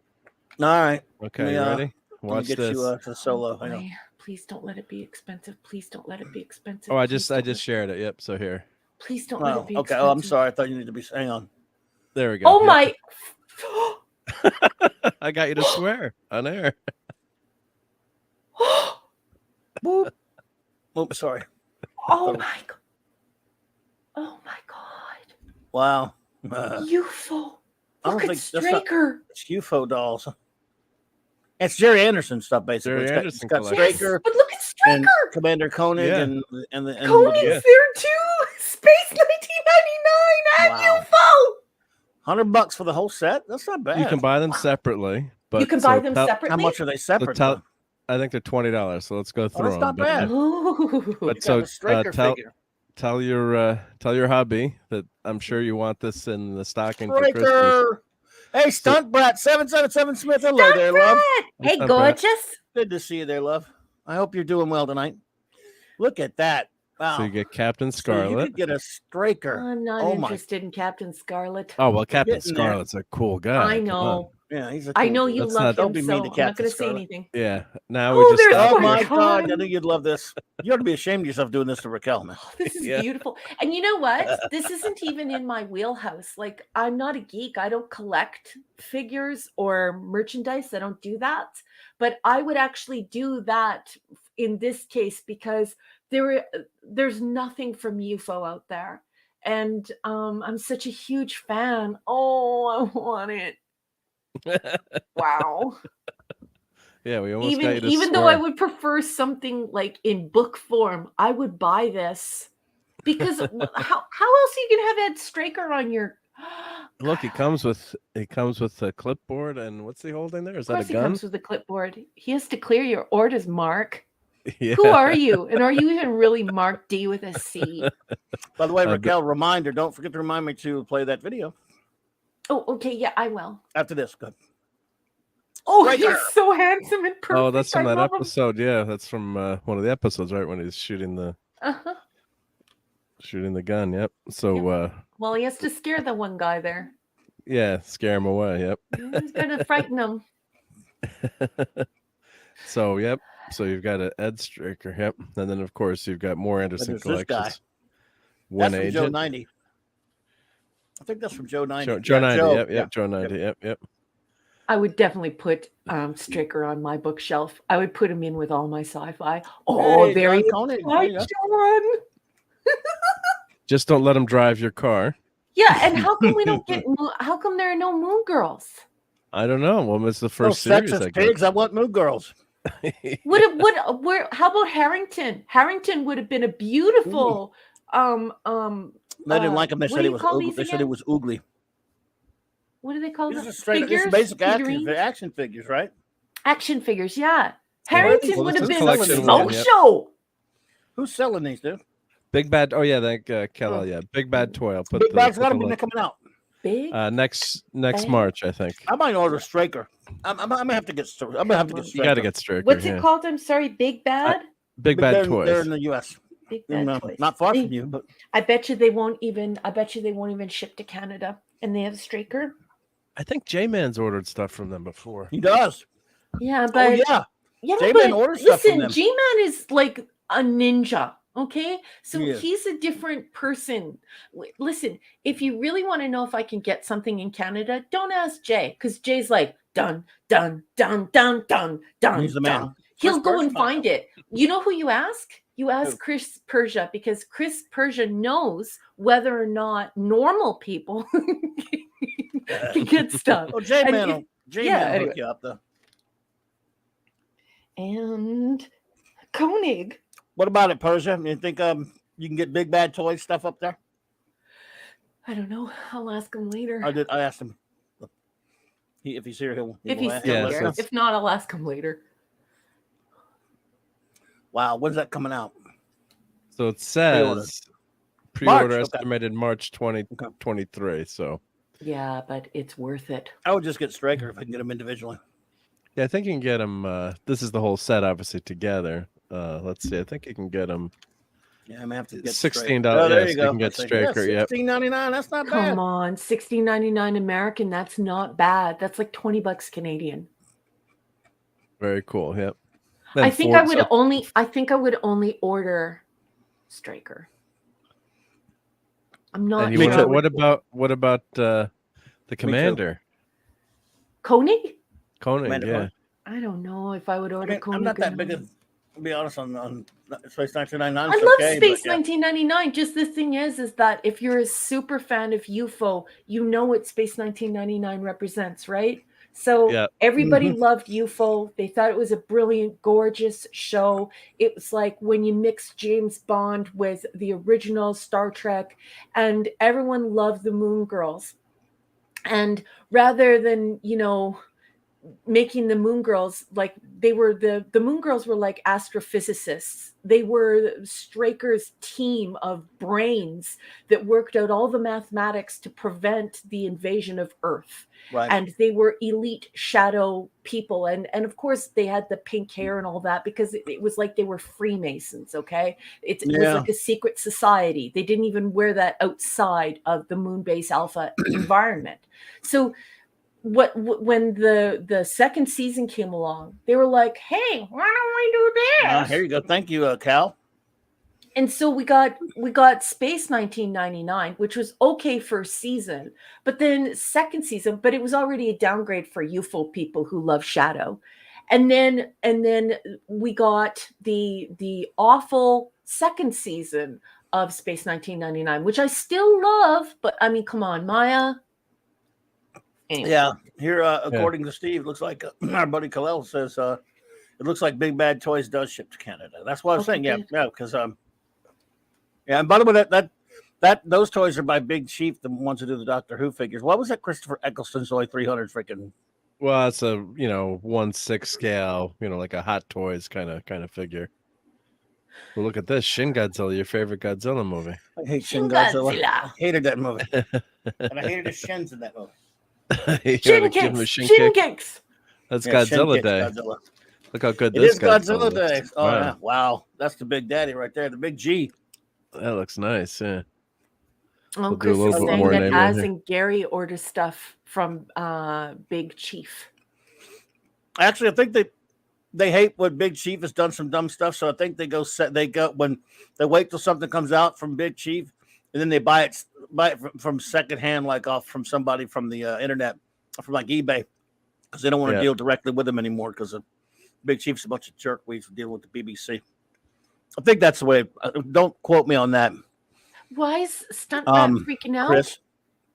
Stunt Brat's freaking out. I think she saw something that she likes. Wizard of Oz. Can we stop for a second? Because I love Stunt Brat. Like, she walks into a room and she's like, she wants to just cheer everyone up. She's like, I don't know. She's just a beautiful person. And she's like spazzing here over CLOBBERIN. Awesome Wizard of Oz collection here. Old school. Laughing out loud. Can we show her that? Because I love her.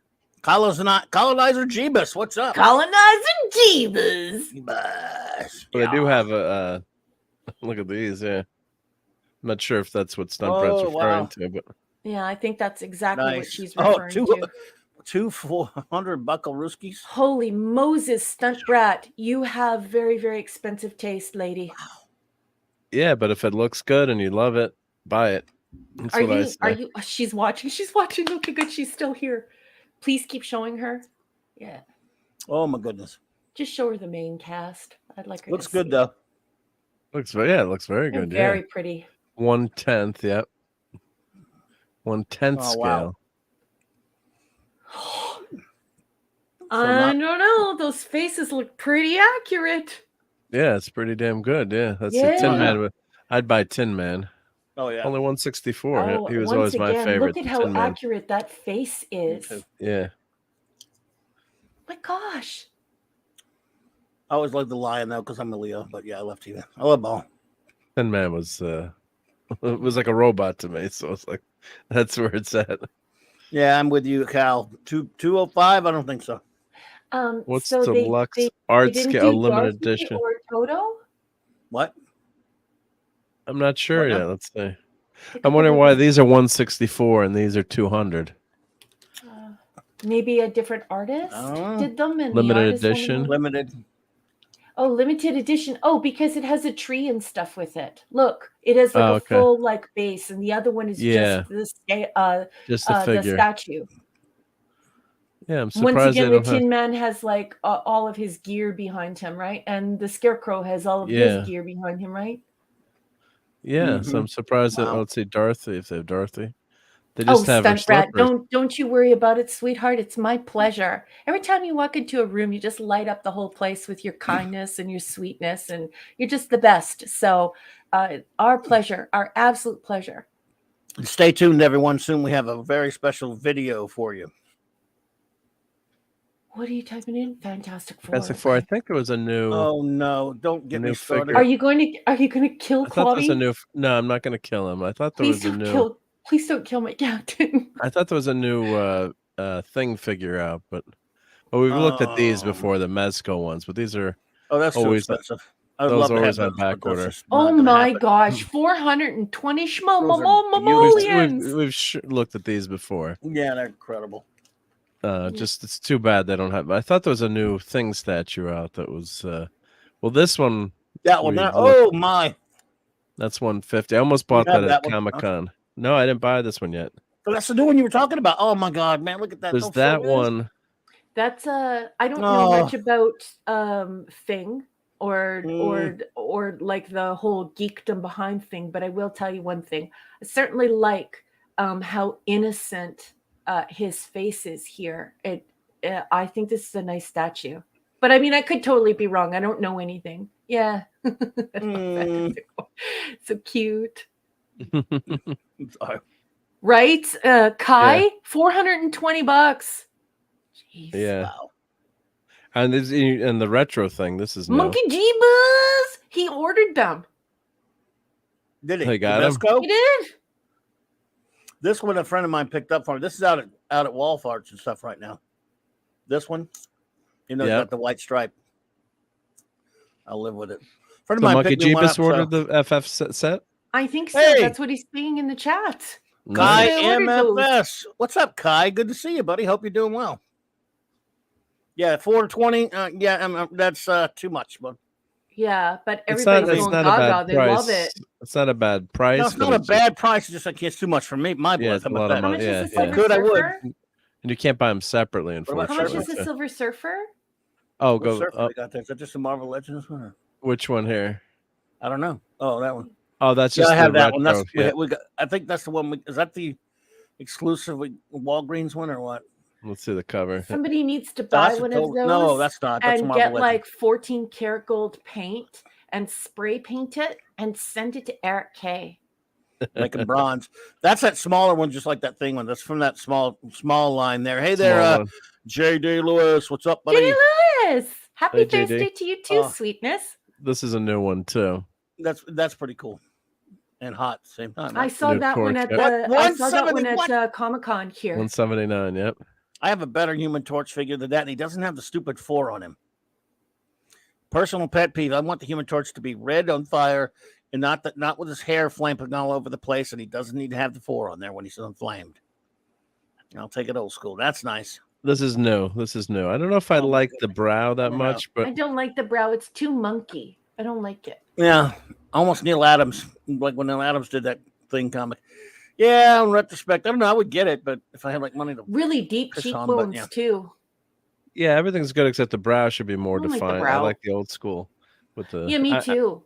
That's why I just have mine staring I at never me really right want now. to see his teeth, to be honest. And that's Neil Adams' room with his damn. You teeth taught and me stuff. that. That's why I was surprised. But I really don't like think the that you teeth. would collect anything that has to do with things. Oh, if I had money, like if I win that, You'd be $1 like billion L.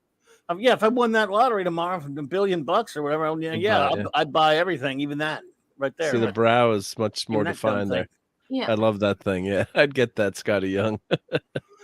Yeah, so I mean, we love Neil Adams and everything, Hungry Boy, but he couldn't draw the thing. Jesus Christ!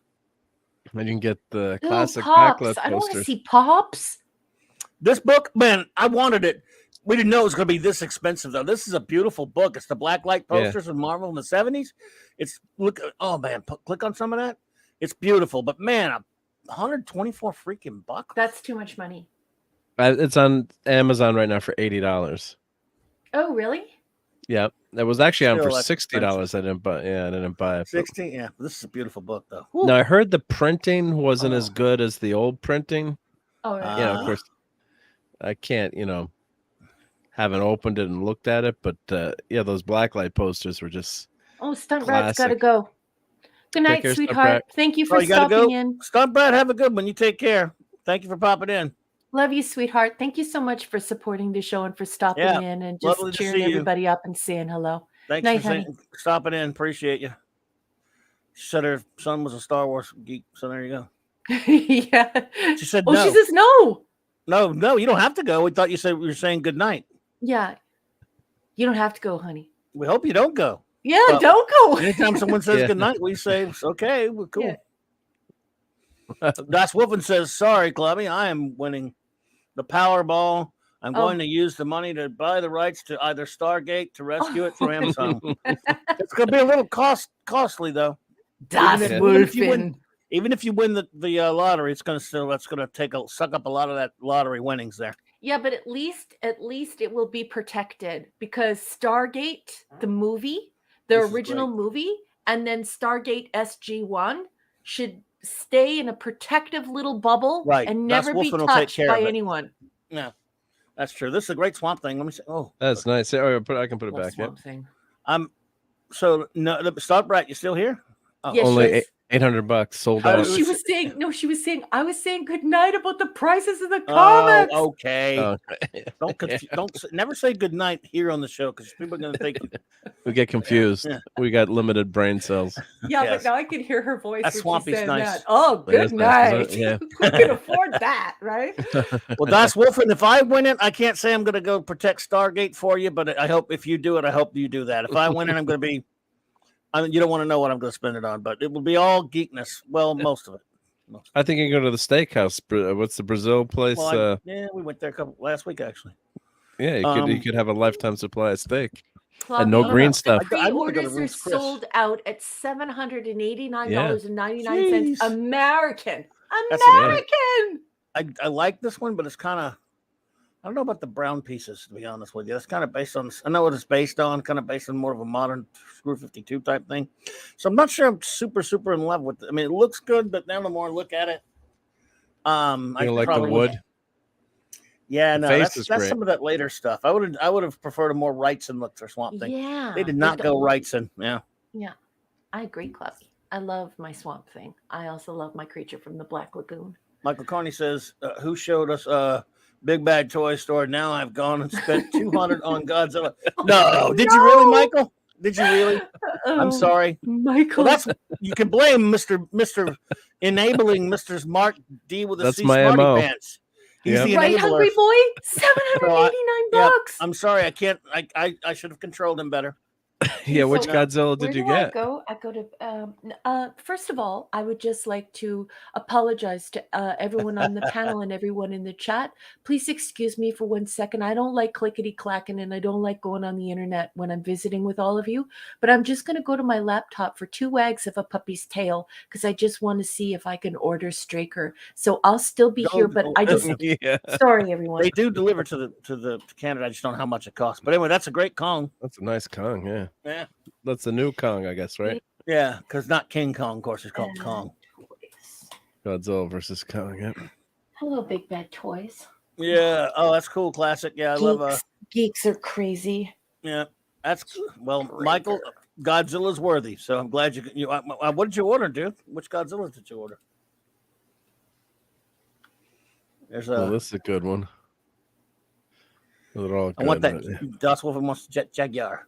These people are cute. When it says select package grading, it says standard with a check mark on it, and then substandard.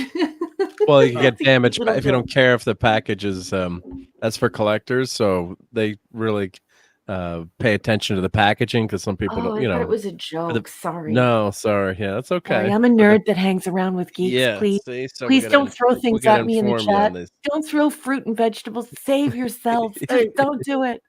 Doesn't this Jet Jaguar look a little weird? I mean, he's kind of big in the mid, if you know what I'm saying. Did he like to eat too many robot cookies or what? Just saying. Okay, so add to cart. Thoughts on that, Das Wolf? Does Jet Jaguar look the way it's supposed to? I'm a little foggy on him, I got to admit. I remember him from Godzilla versus Megalon, wasn't it? Yeah, he wasn't that bulky. He didn't drink that much beer. I don't know if he had that many robot cookies back then. Let me know. Look cool though. Oh, I have to set up an account and stuff. I'm gonna have to wait to do this later. Straker will wait. Yeah, well, I have to give a fake email and all that stuff. So just wait. The Jaguar got his pizza stats. But I do have it up. Oh, he's so cute. He's gonna look so good on my bookshelf. Why don't you get 2 of them, Raquel? Get 2. So one you can take out of the package and one you can hang on the wall. in the package. I don't know. It's only $4 ship, and it's going to be the same cost to ship That is too. So you might as well. That does look cool. I like that. I like the rig he's got and everything. Yeah. All right, Pat, take it easy, buddy. Good night, Pat. Good night. Mwah, mwah, Take care, mwah. fat ass. Check yar. Check Yeah, well, I hope yar. you'll be there, Pat. You always add something to the chat. You always add something to the conversation. You got the kid there. That's pretty cool right there. Yeah, it's cool. Yeah. Got the little kid in it. Yeah. And Oh, when I Big get Bad to Toy Store. Louisiana, you better show me around at all those used bookstores like you promised me, Pat ass. I have my husband and I have a date with you to go to the used bookstores, and we also Wow, have a look at date that. with Minimus. Look at Rodan. That's weird. That's cool. I wonder if this is adjustable too. Like you can Go back to the monsters for a minute. That's pretty cool though. But I wanted to see one where you were in that. All right. Yeah, Godzilla versus Hydra. That's a monster. Oh, this is a Hydra. great one. Yeah, this is a really cool. Yeah. Look how cool that is. Wow. Because he would transform into that flying creature, right? Yeah. Hydra or whatever. Fedora. Wow.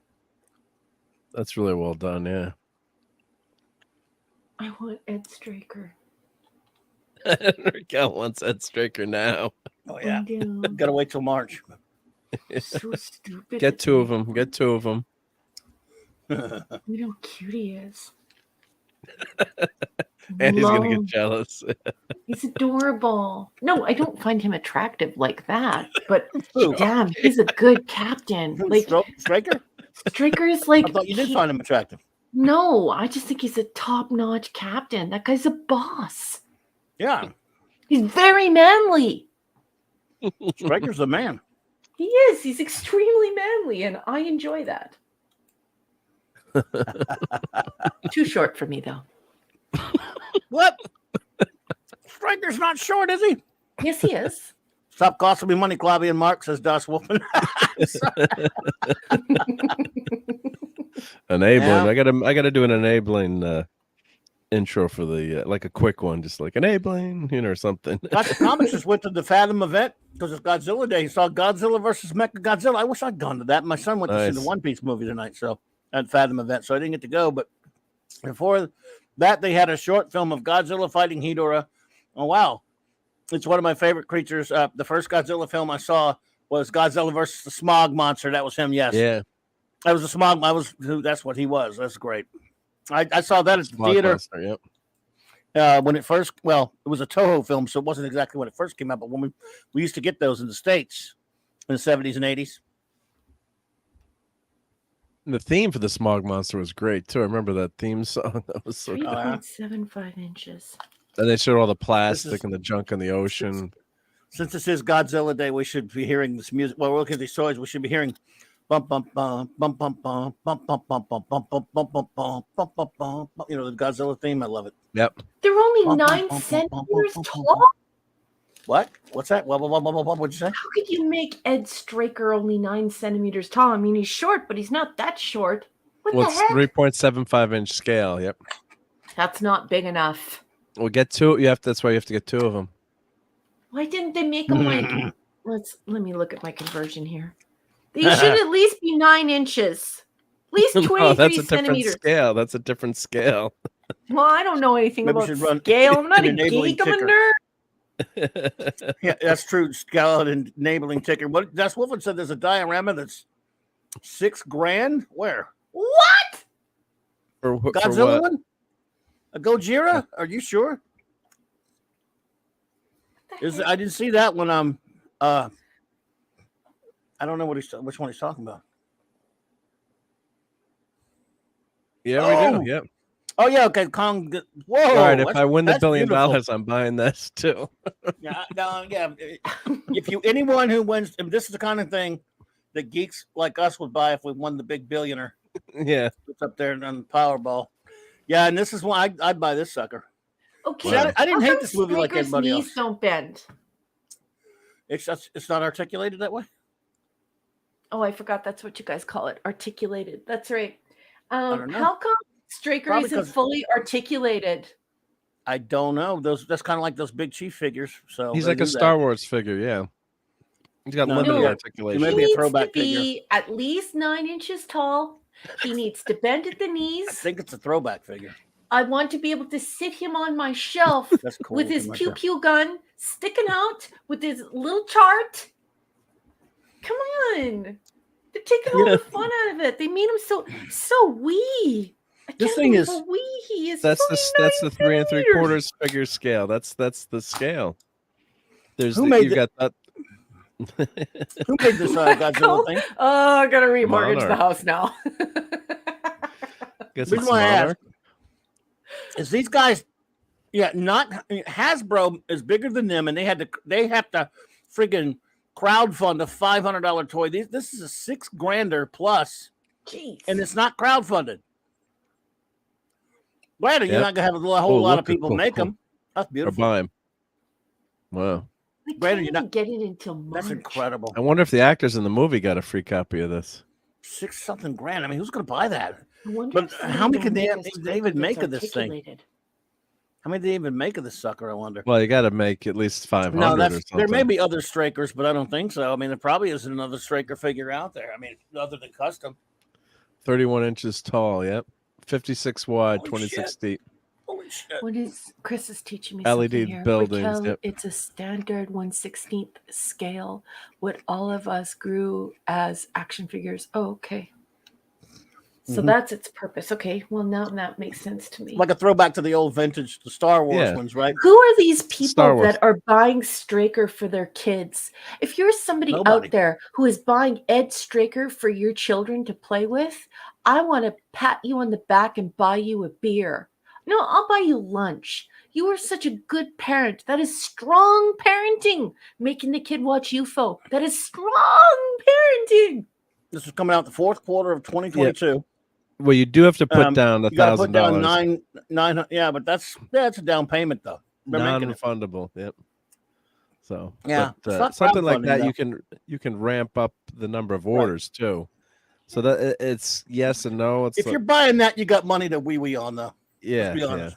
yeah. Oh, Chris would like to correct. He meant to say 1/8. 1/18th. 118. Yeah. Yeah. Wow, look at that. Oh my, that's beautiful. Goodbye. Yeah. Wow. That's This King is Oh, Kong. and it's got a Kong in the back too. Wow. Notice they can't call him King Kong because the rights are tied Why? up to King Kong Oh, because of the original book. oh. So there's a King Kong book out there that just came out not too long ago, and they could do a King Kong movie and that's if they want to, but they call him Kong. Godzilla versus Kong. Wow, look For at that. $6,000, Get rid of hungry statues. boy. Jesus Christ, look For at that, 3,000. $6,000, I think I would probably go home to Ireland. Oh my God. For a few days, or I might go to Jamaica for Yeah. a weekend. $6,000. $6,000. Yeah. Now look at this. Oh, you know what This- they're doing? These are is the incredible. parts. This is the part of the statue that's in that big diorama. Don't tell me that there So are a this bunch is of that's pieces, probably so the altogether it's $9,000. I'm guessing that's the same Godzilla, so you could buy No. that separately, maybe. No, really? Good Would dear. people spend $9,000 on? Give me the $9,000 so Well, I if can I finish had my if I had doctorate. that kind of money, I mean, yeah, I'd be buying this expensive stuff. If I mean, you ever come into that kind of money, just know that I have a refereed SOI for doctoral studies, and I would love to finish school. yeah, but wouldn't That you is much rather insane. have a Godzilla statue like this? No, Yeah. I want to finish my PhD. School smooth. Sorry, I couldn't. Sorry, Raquel. I'm only giving you toys, so you can sell them if you want. Boo! Yeah.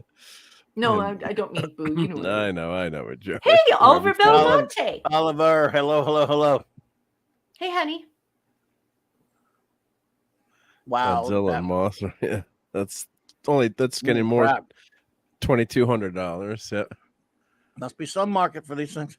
and the Mecha Godzilla, And which I look, didn't people like in the Mecha chat Godzilla actually as know what much in this the movie. is. That, like Max Yeah, just yelled, I don't like that. Spectre Man. Oh yeah. I don't like this Mecha Godzilla either. Yeah, I didn't like him as much. I mean, I love Mecha Godzilla. He looks like crap. I love the old. A little bit too robot-y on the front.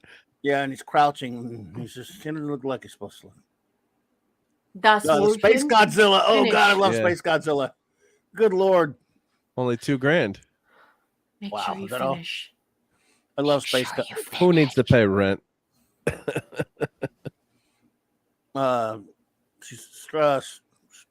Studbrat says, Raquel, I bought my son 3 Star Wars figures who interacted and fought together with sounds one night. They all came alive at night.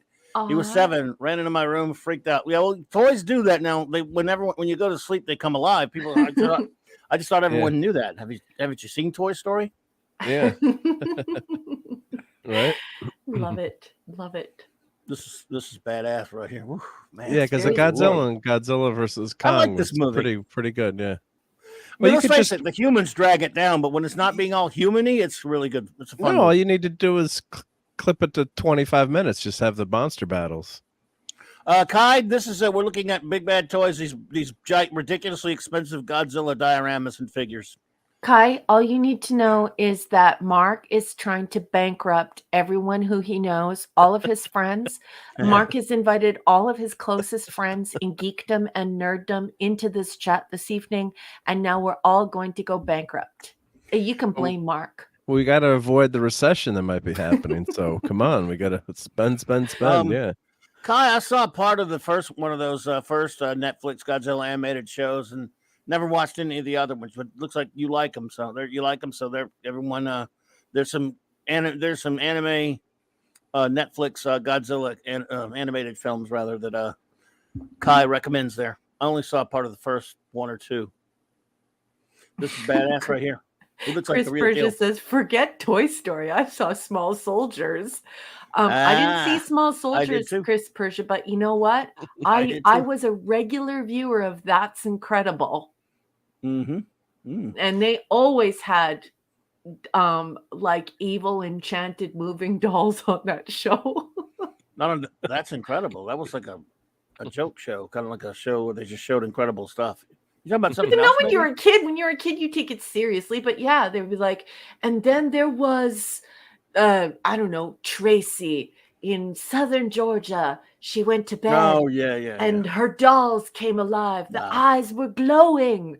And, you know, Fran was there and John Davidson. And I kind of like Small Soldiers. It was kind of... I love Small Soldiers. Yeah. I would buy this one. I think this is a must buy. If I had money to toss about. Right. Look how big that is. Cool. There's a coffee cup there. Oh, wow. That's a monster. No, literally and figuratively. What? Yeah, oh, my God. Look how big it is. It is a big Holy Toledo, Ohio. Wow. Oh. That's the classic Godzilla, too. The old Okay, so how come these people didn't do Straker? I don't know. You have to ask them. Only $2,000, too. Only $2,000. Only $2,000. It's getting cheaper as we go down. Listen, Michael Carney says, Mark has me thinking about selling my house now. Mark. Let's see. Do we have Hungry Boys asking for Anguirus? Let's see if we have him. Oh, Angarius, man. Angarius. That was back in the 90s. I was getting all those smaller figures of all those Godzilla Toho monsters. And I remember it took me forever to get Angarius. Hey, look at Gamera. I love Gamera. Yeah. Turtle power. Gamera. I have a camera. A camera? Yeah. That's Gamera. I know. I'm just joking. I know, because it rhymes.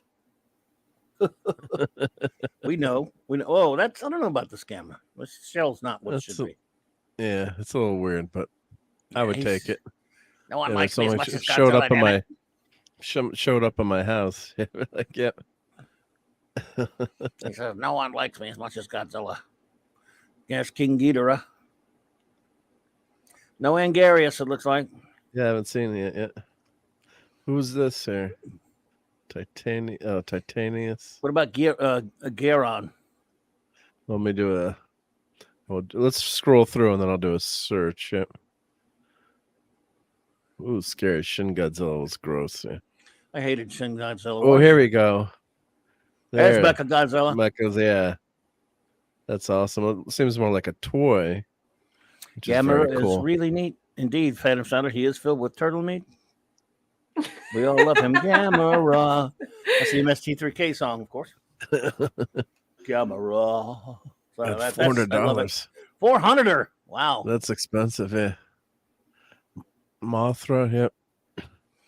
Ah, yes. Godzilla versus Mothra. Wow. Godzilla Toho collection. Nice. Yeah, there. Press mute because I'm gonna eat a cookie. That's okay. Go for it. Okay. These collectibles almost make these subpar 7 TNG Ultimates action figures seem reasonably priced, but oh yeah, wow, at $50, $55 weird like a wiggle. Oh, Destroy All Monsters box set. Oh, there's Angarius. Yeah. No, it's not. That's I think that's Baragon or whatever. The armadillo looking one. Is that Angarius? It might be Angarius. Let's see. Mezco. Oh, that would be as tall as Straker there. 4.5 inches tall. Rodan. For reals. Rodan. That's Angarius. So there's your Angarius, buddy. Yep. Grosaurus not included in set. Who's the moth guy? No, that's that turns into Moth. That turns into Mothra, doesn't it? Mothra, right? Do they have a different name when it was the caterpillar? Yeah, believe me, I know it was Angarius, guys. I had to track that thing down. It took me forever to track one of those down back in the 90s for my son. And he still has all those old Godzilla figures. There you go.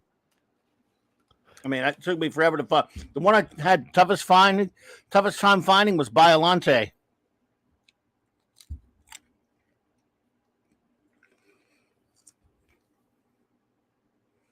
Very cool. Very cool. Godzilla Final Wars. Final Wars. That was fun. Phantom Outsider. I remember that. Sandy Frank. He's the cause of all our pain. He's the guy who made those stupid Gamma movies. Yeah. This is pretty cool. And Time of the Apes. I don't know. Jet Jaguar just looks a little bit. Yeah, it looks looks funny. Yeah.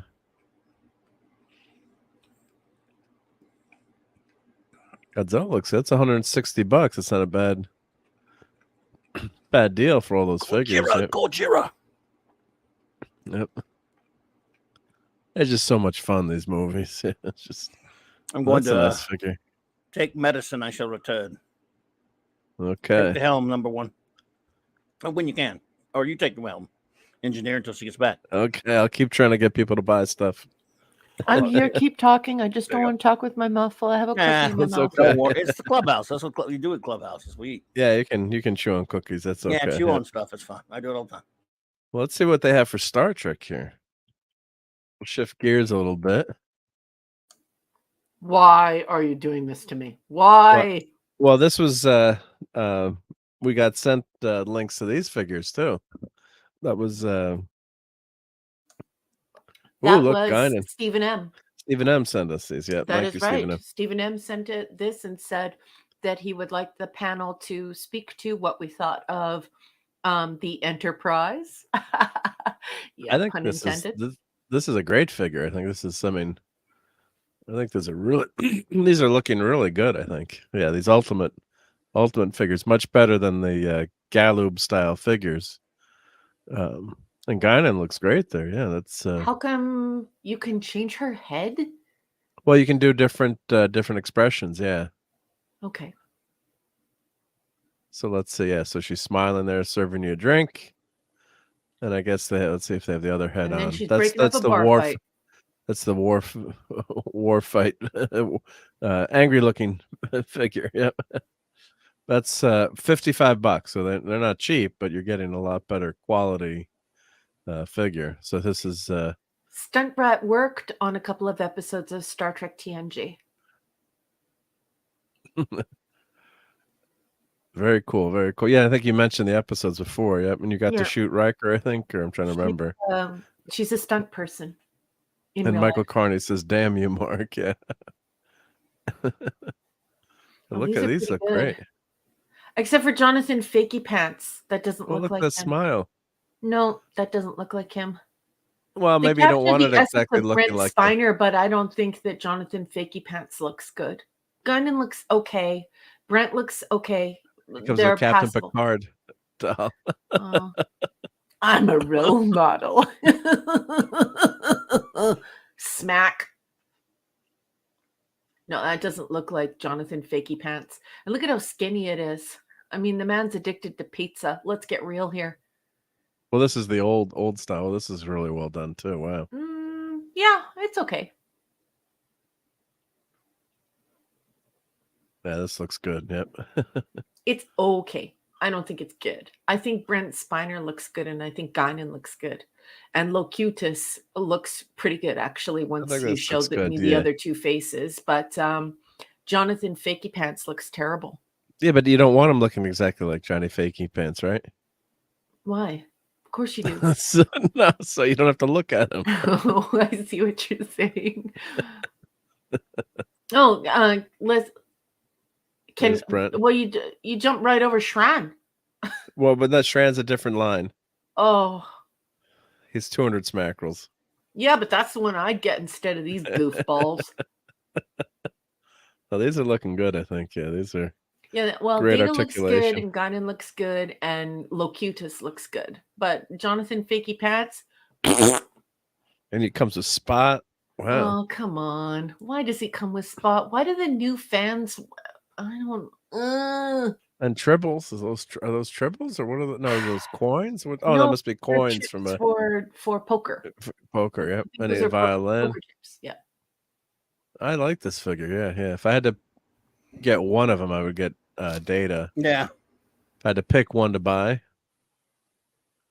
I wish I get them on. And Guinan, I think, is really well done too. Oh, Stump Brad, I mean, no disrespect.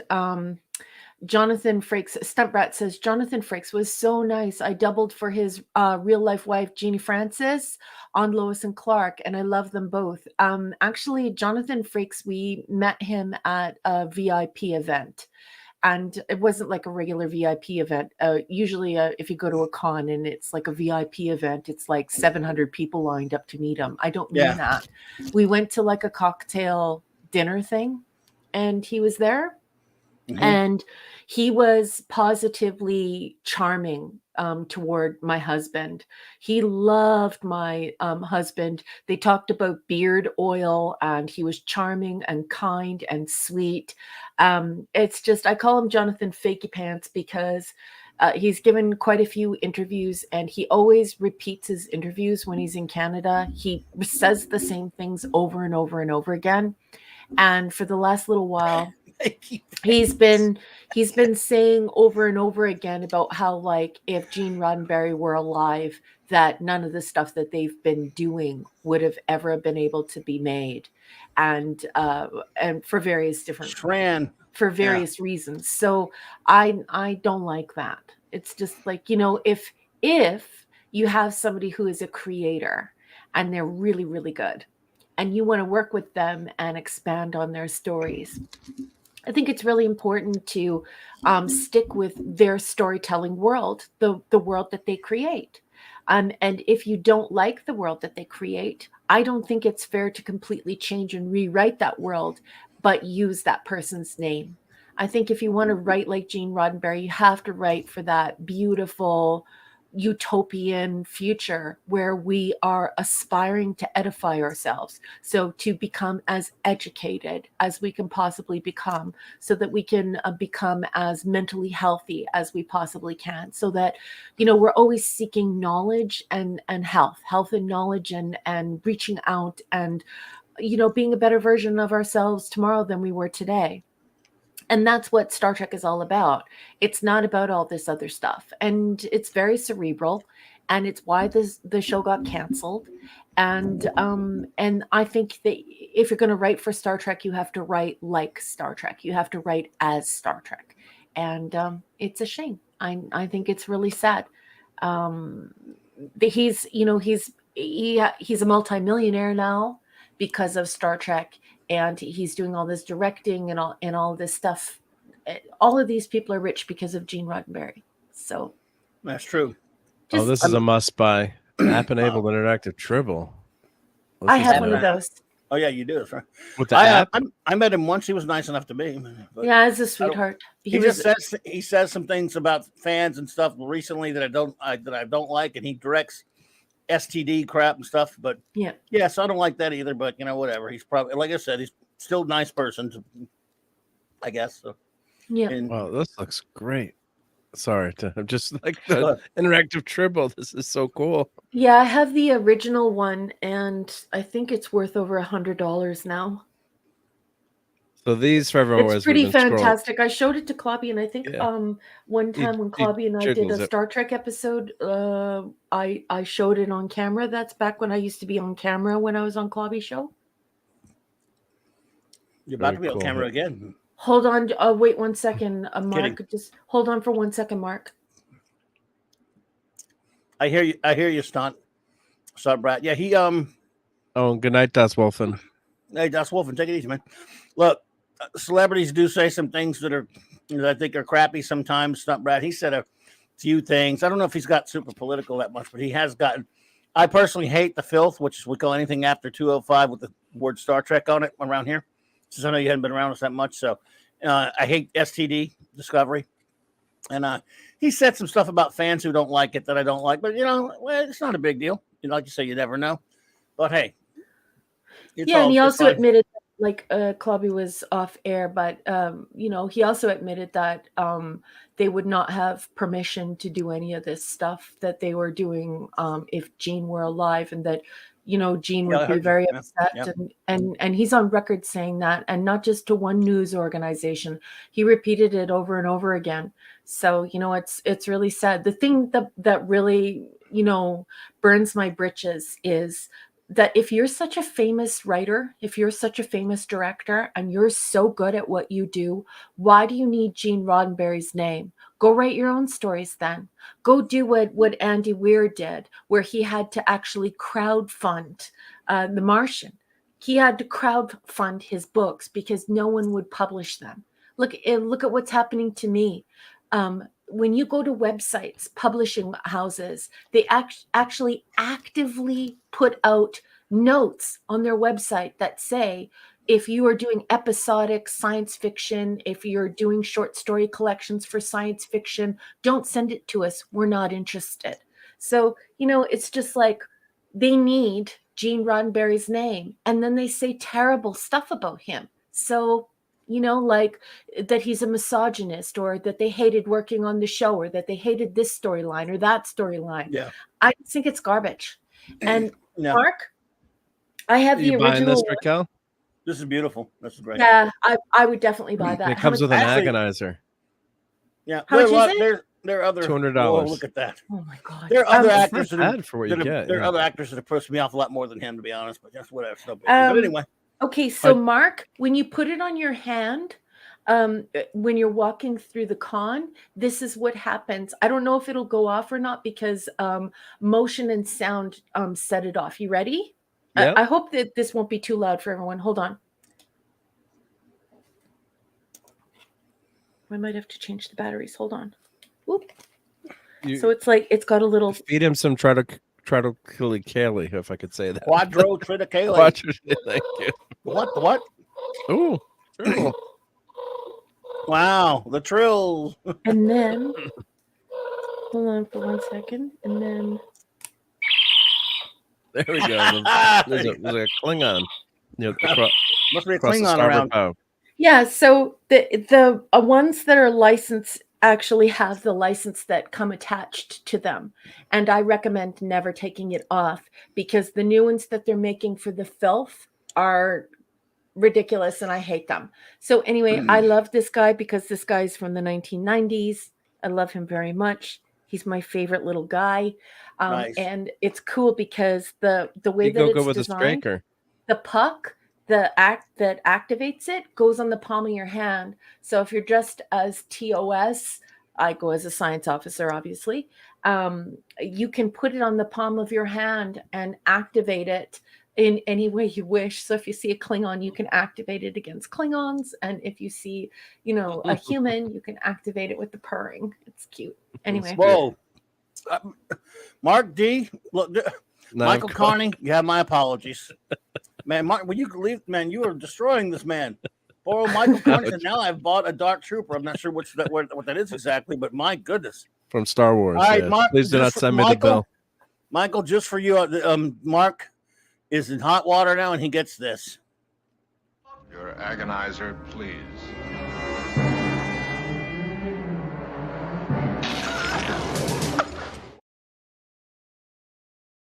Agonizer with Spock. So, but thank you for sending in this stuff. Yeah, this is. I'd say these ultimates are really well done. Oh, we didn't ask Clubby what he thought. Can we please ask Clubby? Oh, sure. Yeah. What?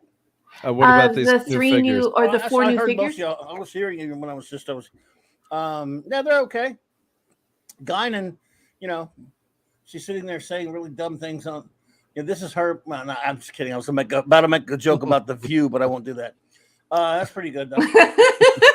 I like Shran. So are they selling a Barbara Walters? Does Barbara Walters still do that show with her? No, she doesn't. And Cal says, "Am I working a commission? I should get a commission." But this, to recap, yeah, this is New Enterprise that's coming out. That's a must buy. Oh, Shran. What's the size of that? What's the size of that? Oh, it's big. It's big. How? It's 18 inches. Oh, let me get my. So Straker could ride on top of that. Americans and their stupid inches. Oh wow! Holy mackerel! 46 centimeters. That's huge. I don't know what it's that got is. lights and sounds. Yeah, that's 18 Nice. inches. Okay, makes sense. And this is a new phaser that's out. This is all the new play. Oh, that's an. Oh, does it come apart? I think it does. Let's see. I'm trying to remember. The one I have comes apart. I had one that did. Playmates is good. Playmates is very good. All right, Max Redstone. Have a good night. Good night, Max. Well, that's why they have all this retro stuff that's so popular because Max, you got to get a new chair. What's wrong? Just Max has to get a new chair. So do I. But what do you mean? He's always having chair problems too? Oh, it says his back is killing him. Yep. Yeah. Mine's killing. I have the same problem, Max. I know what you mean, buddy. And you're like 20 times smaller than me, so you got to get a gamer chair. Yeah. They're not even that expensive. Oh, these are new too. Wrath of Khan. I think we've shown these before. Spock, Kirk Spock, and P. Hard and Data. Nice. I like the original.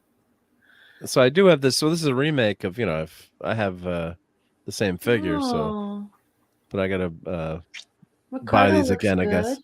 Yeah, no, it looks good. Yep. The paint. Let me see. I've got the. Not sure about the thighs. The paint's a little bit better. With the thighs. He's got some thigh gap there. Why does he have gapped thigh? Is he a Victoria's Secret model? Well, the old figure looked better actually, thigh wise. The old figure it could have just be the way he's put together there. I don't know. And he doesn't have gray hair. He has blonde hair. Hinges there. He doesn't have gray hair. He has blonde hair. What the hell? Well, the figure has blonde hair or gray hair. Sorry, gray hair. Yeah, the figure's wrong. The original figure. Well, I'm looking at my. He did have blonde hair, but I'm looking at my signed photograph from Ricardo. It is more blondish, but these are action figures, so you can always repaint it. But it's amazing. Most of the stuff is the new. Old stuff. You're hurting my eyes. You're burning my eyes. What? No! Don't put no filth on here. No filth. Didn't sign up for a horror movie. These are looking pretty good. Yep. So I think we enabled enough tonight, right? We did. We cost everyone a lot of money in the crowd. Yep. Yeah, well, now I'm probably going to get that Enterprise. Now I have to get Straker, even though he's like just wee. He's no bigger than a chapstick. Get two of them. Oh, they have a Jonathan Archer. Ezra. Oh, they've all right. Got to show this quick. All right, I didn't see this. They had an Archer. Ezra. Figure. Look at this. What? Look at Archer. Oh, I love Archer. He's such a good captain. Yep. I love These Archer. EXO figures are great. Oh, Yeah. those are great. Yeah. God. Love that uniform. Yeah, very astronaut. Then Porthos. Does he come with a water polo ball too? Let's see. No, he might. He should. Mm-hmm. Or steak. Yeah, You like Porthos. T-bone Oh, good. steaks. No, porterhouse. Like porterhouse steaks. It's a good likeness, yeah. Yeah. Oh, that's beautiful. But that other one, the Jonathan Fakey Pants, looked terrible. Oh, Porthos. So And he cute. wishes he was that skinny. He wasn't that skinny when he was 12. Oh, no water polo. All right, Aw. that's okay. Uh, You can always get. I love Archer though. That's cool. Yeah, so that's and I like that $200 Archer bucks. has a dog, but there's an actual purpose to the fact that he has a dog. Yeah. Yeah, I love Porthos. Mm-hmm. Porthos rocks. handmade by What the What the robot. heck? Oh, Who it's a made 3D that? printed. Uh, Yeah, vinyl. Yep. mm. And you got Smacks. Cisco. People need some smacks. Oh, that's a likeness. Me too, Ooh, Kello. Avery I love- Brooks looks good. Porthos there. Oh yeah, cool. It's EXO line. Yep. Yeah, well, the EXO line is pretty good. At least they capture the essence of the person. Oh, I don't know. It's a little off. The eyes are a little off. From far away, it It looked says good. baseball. Well, if I win the $1 billion, Good from far, but far from good. Sorry. I'd buy that. I'd buy that. I'd buy that for $1. Right? I'd buy that for $1. Straker is a Lilliputian. What happened, Yeah. Hungry Boy? Hungry Oh. Boy, I love you so much. Well, It'll the be light- fine. The lighting kit is $220 now. Yowzer. Wow. I have that but model, those are the good but people. Those are my favorite people. What are they called again? Oh. Polar lights. No. That Playmobil? Nope. That's what's Oh, their DC name Direct. again? DC Direct or I always forget their Playmates? name. Eagle Moss. Playmates? Not Eagle Moss. They're dead. No. They make all the replicas. They made the original replicas for a TOS. I have all the Diamond replicas. Select. AMG? Diamond Select. Diamond Select. Diamond Select, Jeez, yeah. why do I always forget the stupid name?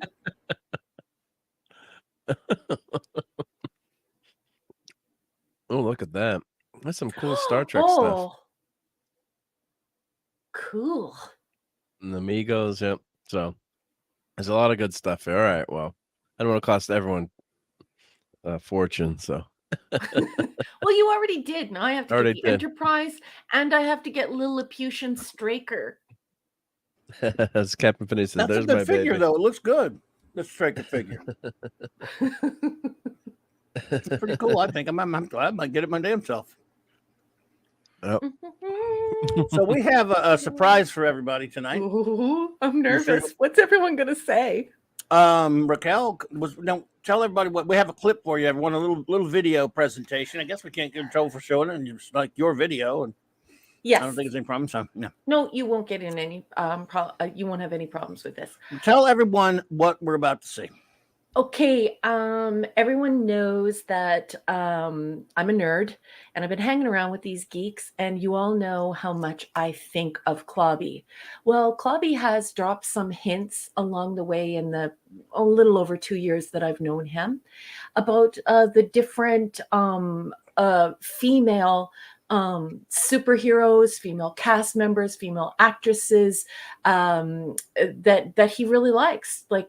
And he likes a lot of them. There are really a lot. There are a bevy of beautiful, intelligent women That's true. that Clobby loves. So Love me some ladies. we were talking one time, a long time ago, about and Mark was there, obviously, because Mark is like in our crew. We're really close with him.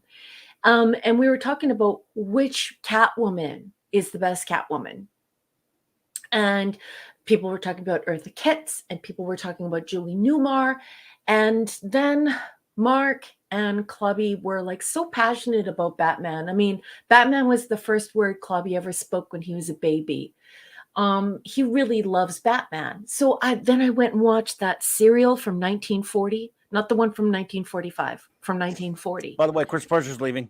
Oh, good night, honey. I love Good night, you. buddy. Good I night, told him to Chris Purser. stay if he can for a few more minutes just to see the surprise. Yeah, Yes. Chris, you want to see this? So anyways, I'll hurry up. So anyway, I when Clobby says things, I listen. And so I was really excited to do a cosplay, and I did a cosplay of Julie Newmar for Clobby because I think he's the best. And I did a lot of research, so I didn't put the wrong symbols up, the wrong bat signals up. And I hope you all like it. So this one's for you, Clobby.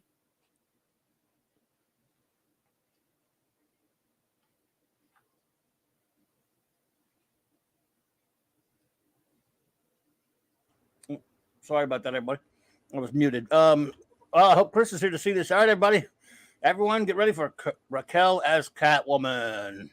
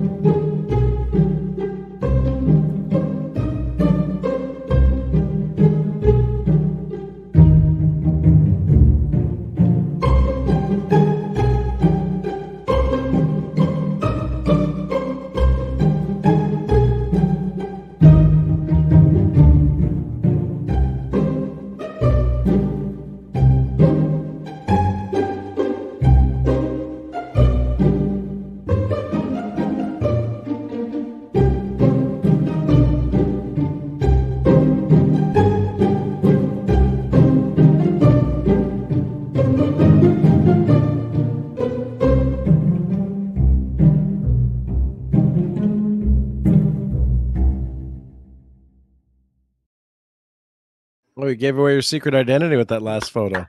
That was awesome. Well done. Thank you.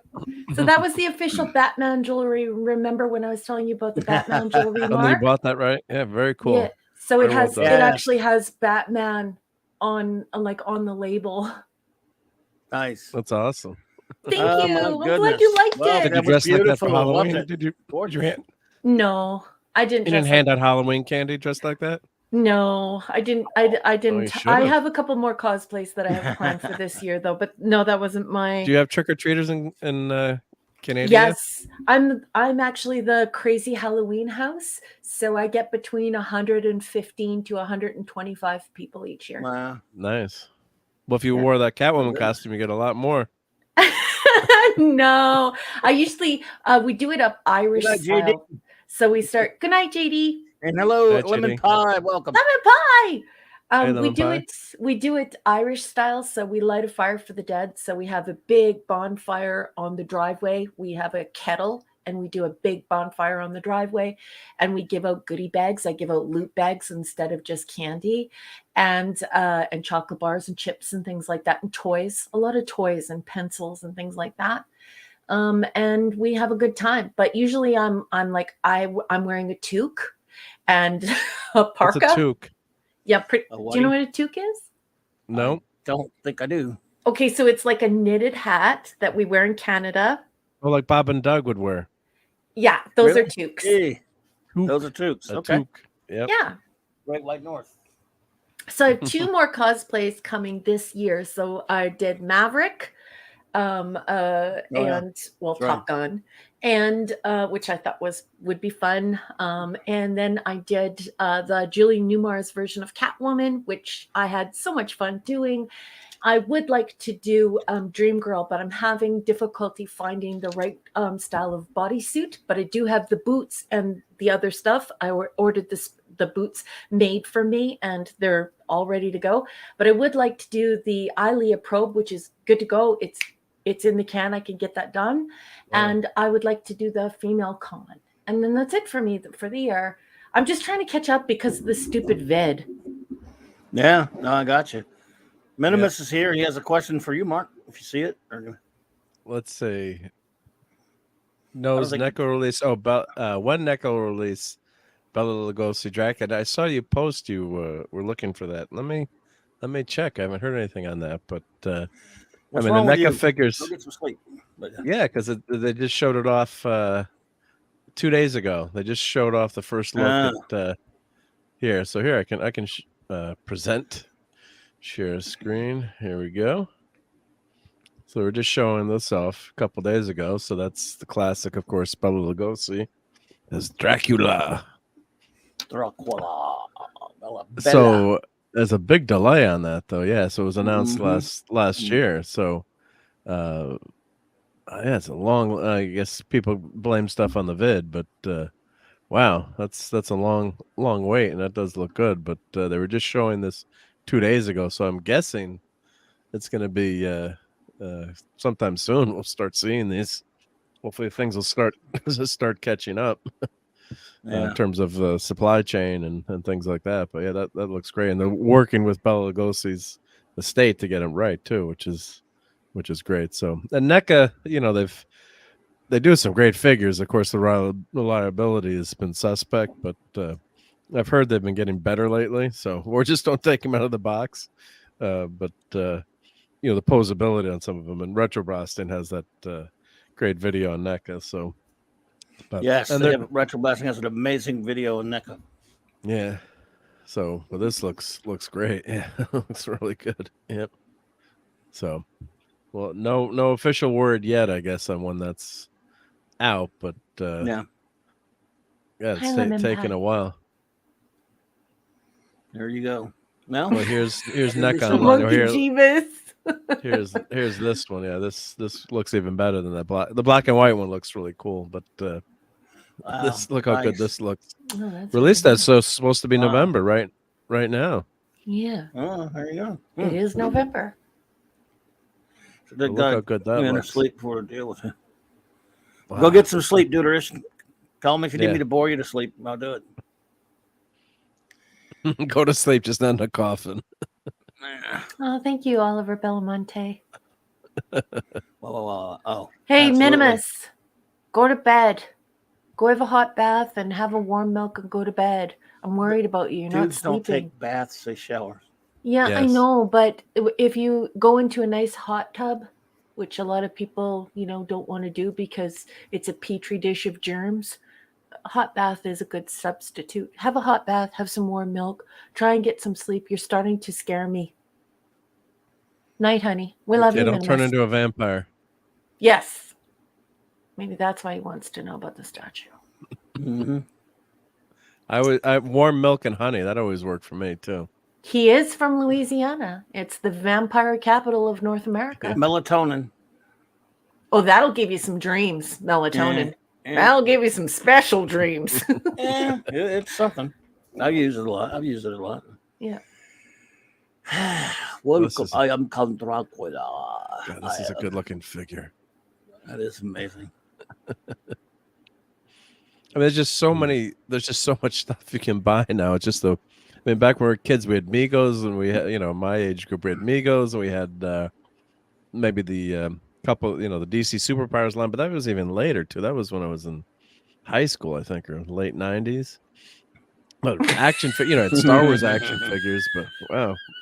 I said the bathtub or hot tub, not a grotto. Man of us. I'm not Hugh Hefner. Yeah. God, Colonizer Jeebus, I agree. I would love to have a Plan 9 from outer space, Bela Lugosi. That would be great. Stunt Brad, I'm sorry. You need a massage. Well, I am actually very good at massages, but he is. I can't reach you from here. There you go. You're safe. But I am good at them. I'll tell you that. So, Professor, this weekend will be part 2 of the DS9 timeline episode question issue. I don't think there's any time travel this week, but next week there will be. Mm-hmm. So not this Saturday, but the next there will be some time travel, time type stuff to not be too spoilery there, Captain Infinity. But I don't think it's in any of this week's episodes. If I'm not mistaken, let me make sure. No time travel. Did you watch the episodes yet, or? Yeah, most of them. Actually, yeah, I don't think there's any time travel in this one. And this week, I accidentally watched the episode out of order because I just wasn't paying attention. It turned out to be for next week, and it's time traveling. A virtual massage it is there, Stunt Rack. Oliver Belamonte. I don't have a favorite. I love Bela Lugosi and I love Christopher Lee. I'm not sure if Gary Oldman gave like a really cool Dracula performance. I'm not sure. I don't remember if it was good or not. Oh, it was good. I'm a Bram Stoker like huge fan, like super fan. So I collect different editions of Dracula. I especially love the ones that with extensive footnoting. And I love the old copies as well. So I actually cannot picture anyone as Dracula other than Dracula. I've read the book so many times that I cannot picture. So like when I see Bela Lugosi, I'm like, oh, that's Bela Lugosi playing him. Oh, he's doing such a good job. Or I'm like, oh, that's Christopher Lee. Christopher Lee is so good at being evil. Oh, he's doing a good job. But I will always think of the character because the character has been written on my mind's eye. And now my mind's eye only sees what Bram wrote. And it's actually pretty frightening. I don't know if you've ever read Bram Stoker's Dracula, but terrifying book. Like when it gets to that part of the book, like up to that point, it's all like atmosphere, which is what I like. The threat of something bad, but nothing violent, no gore. Well, some violence, but just no gore. And then when you get up to that, it's like when you get to Carpathia and you're wow, like.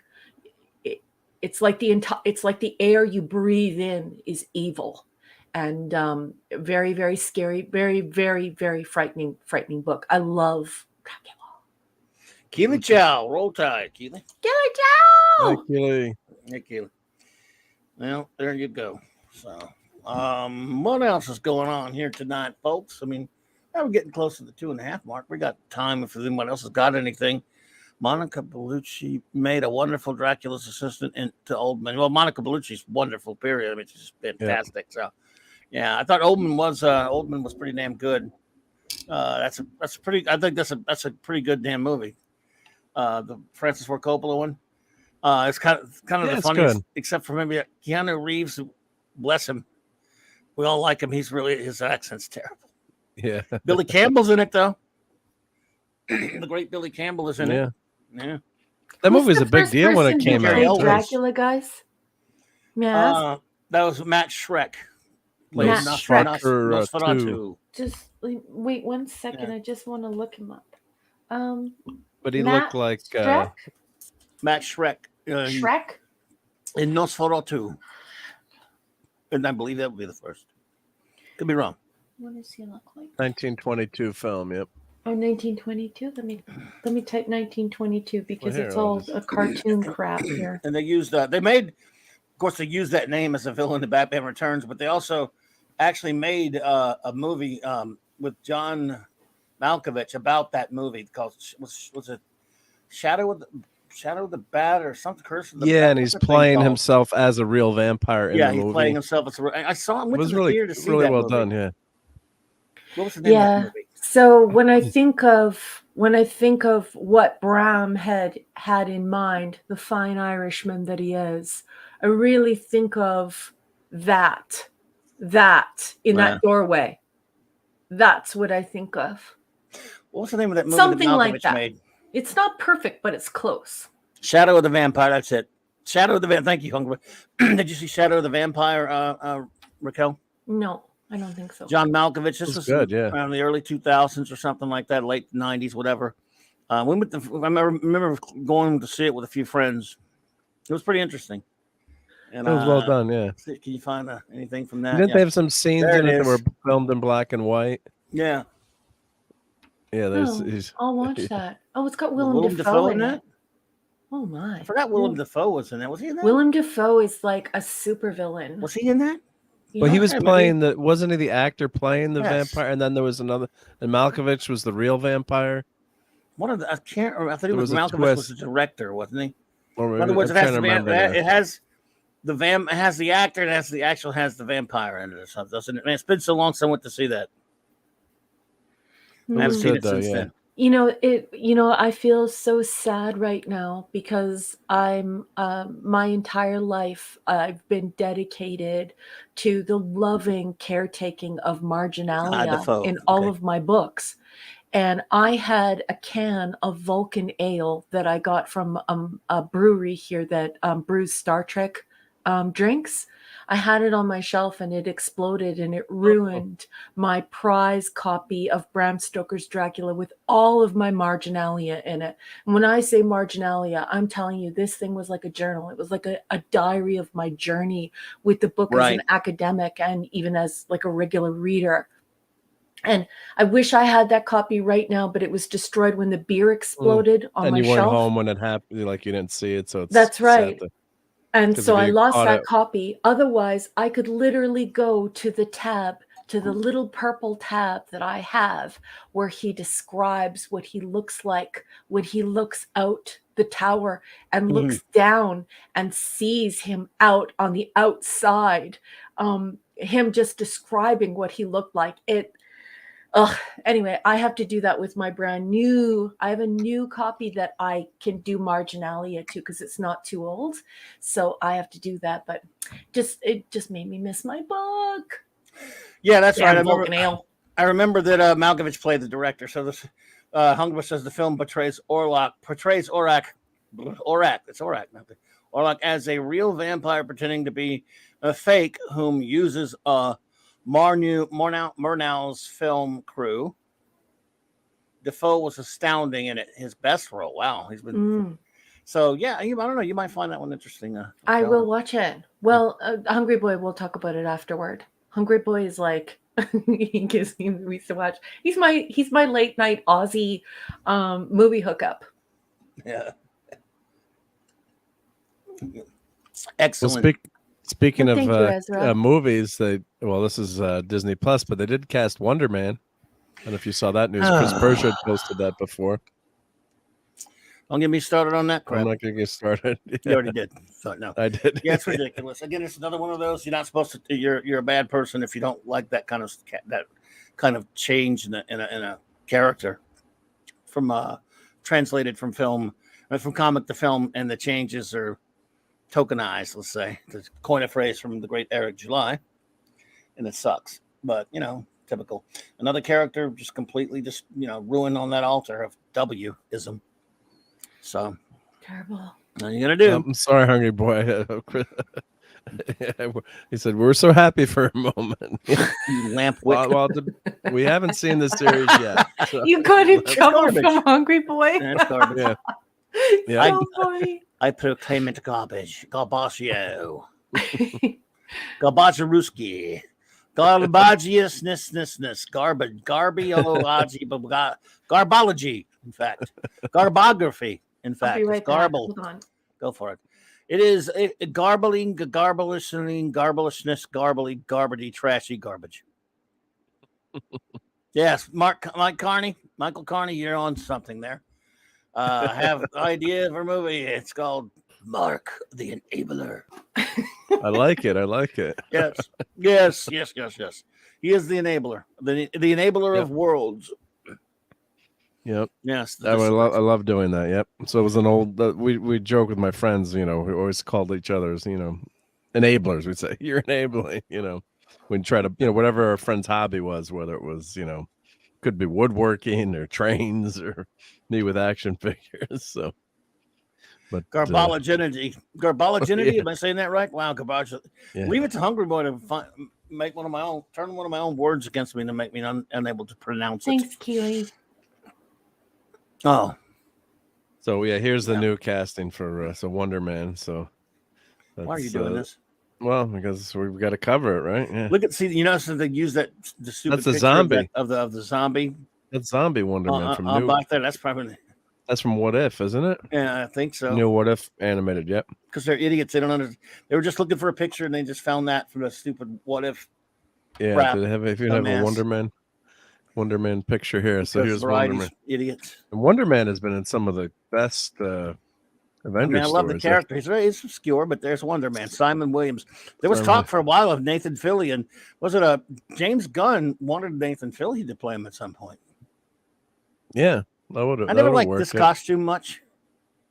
It's okay. You didn't like that one with the rockets on the side there. Yeah, I never was big on the red one. It's okay. Look, the silly green one. I kind of like. There you go. There's all the costumes. Right? Was this the first one or this the first one? The one all the way to the. That's the first one, left. Right?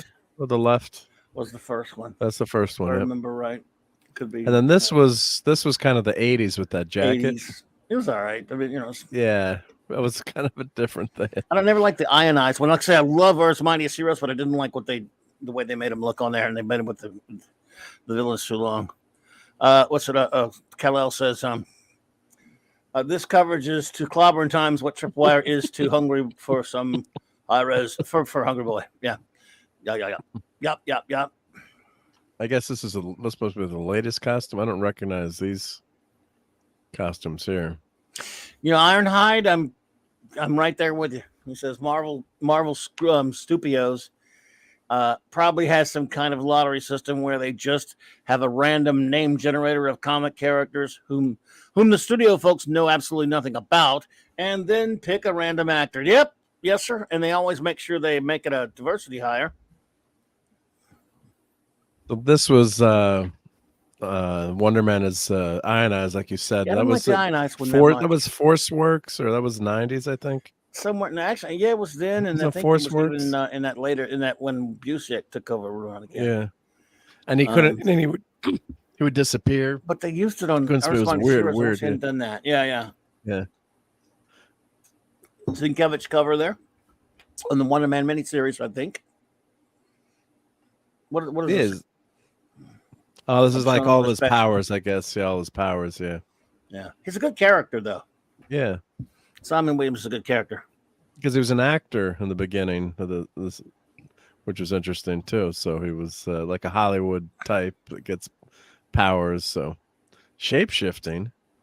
I mean, he can shape shift and swim. No, what?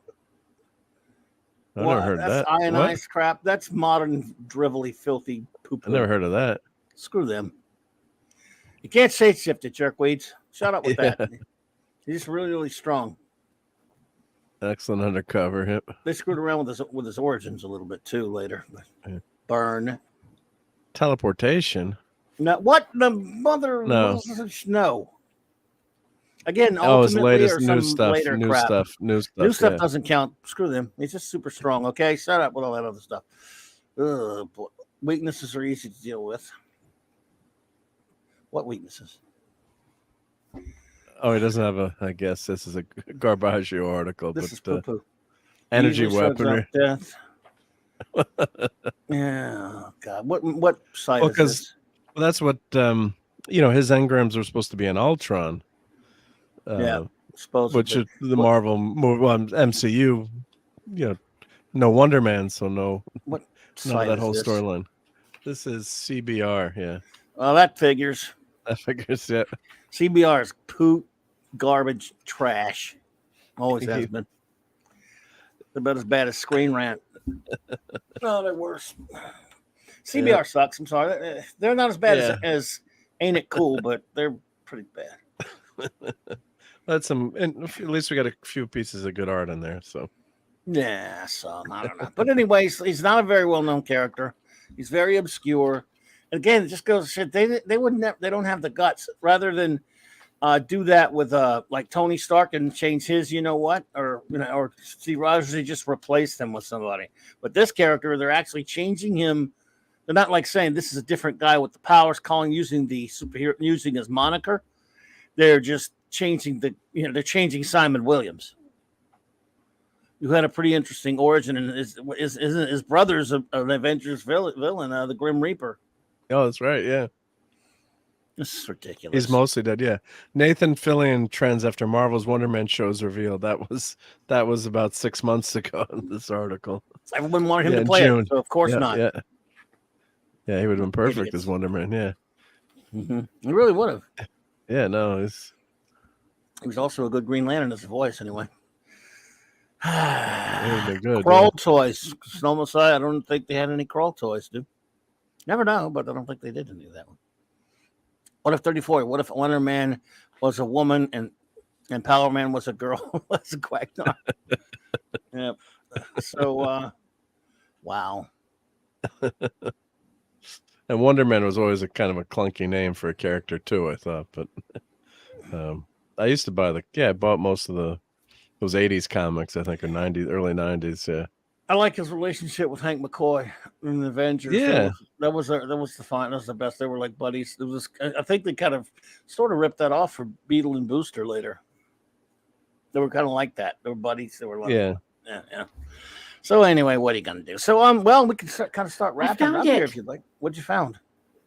Believe it or not, I'm such a weirdo that I was able to find it in a new book that I haven't read, but I just know where it is. I found What'd you find? You ready? But what? Well, we don't know what you found. Jonathan Harker describing the Count. Oh. Okay, so now you'll see why I gave you that version, and there's a key word here, and it begins with L, and I'm going to read it. Okay, I promise I'll be fast. No problem. All right. What I saw was the Count's head coming out from the window. I did not see the face, but I knew the man by the neck and the movement of his back and arms. In any case, I could not mistake the hands, which I had so many opportunities of studying. I was at first interested and somewhat amused, for it is wonderful how small a matter will interest and amuse a man when he is a prisoner. But my very feelings changed to repulsion and terror when I saw the whole man slowly emerge from the window and begin to crawl back down the castle wall over that dreadful abyss, face down, with his cloak spreading around him like great wings. At first, I could not believe my eyes.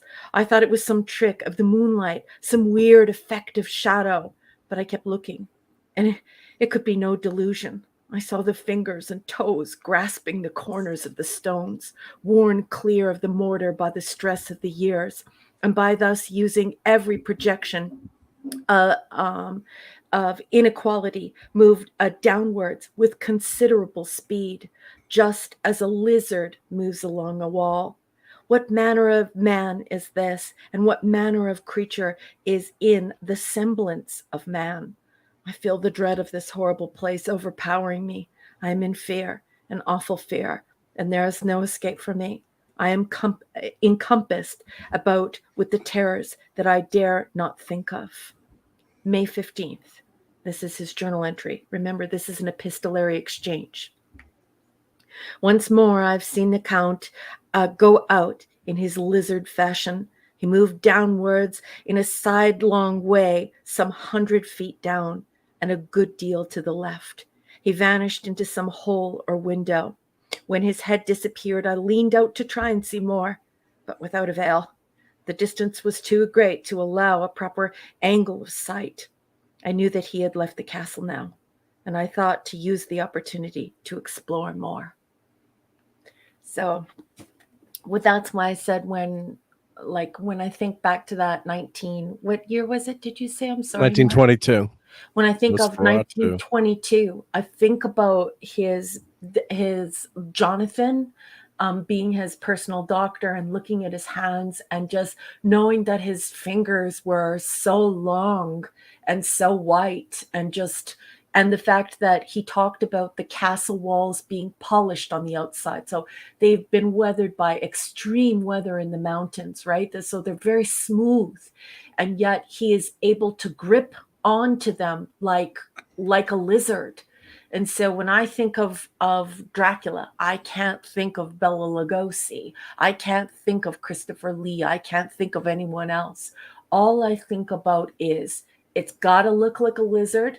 It needs to look like really effed up. It should have creamy green, grody white skin. It should lack a great deal of hair, and it should be able to crawl hundreds of feet. Like Spider-Man. Maybe that's Yes. what Stan got the idea for Spider-Man climbing on walls. Yes, only grotesquely, because Yeah. you think about him discussing the way that his hands would stick to these stones. But I want you to remember how he described his arms moving, and then you could see his back. So this is also an emaciated figure. This is a strong figure, but you can see its skeleton almost. Like it's hard to describe, but it's like, that this thing is like, it's almost like a wraith, like Nosferatu on the that we were showing. Yeah. Yes, Max Shell. Yep. Yes, very much like that. Yep. Yes, it's otherworldly, alien looking. Yeah, not and that is Bram Stoker's Dracula.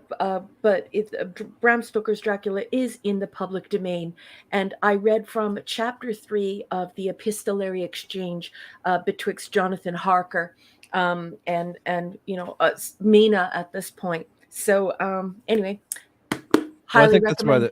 I think that's why they called the movie Bram Stoker's Dracula too, for rights issues. If I'm remembering correctly, I could be wrong, but I thought there was something because the book was in the public domain, but of course everyone thinks of Bela Lugosi, and they didn't have the special effects at the time to have him crawl on walls like that. But yeah, I mean, people were frightened to death. I've read accounts of seeing that movie back in the day. So just like they were with King Kong and Frankenstein, the first Frankenstein film. Yeah, I think of like. All right, Snail Messiah, have a good one. Creepy. Yes, good night, Snail Messiah. Yeah, I love that. I love that version because I think that's closer in my mind. But it's obvious that the thing had some power of disguise, because remember, it's crawling out that window because it's barred all the doors and windows. And he's basically trapped in the tower like Anne Boleyn. And and we know that the Count has gone into town to appear in Jonathan's clothes so that people think that he's taken the train and has left town so they don't come and look for him, right? So yeah. Oh, it's a classic, yep. Yeah. And there's a Bram Stoker festival in Ireland. It's right around Christmas time. If you're ever in Ireland, go to it. It's fun. Nice. I'm going to it. Yeah.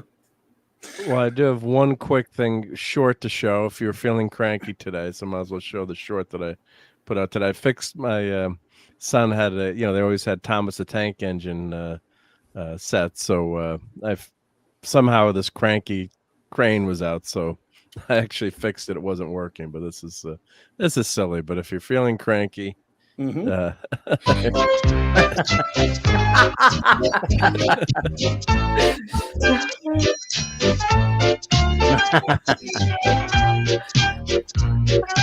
Cranky, you're a horrible human being. So of course I had to put Batman on there too. Scuba Pete would be killing himself laughing that you cranky.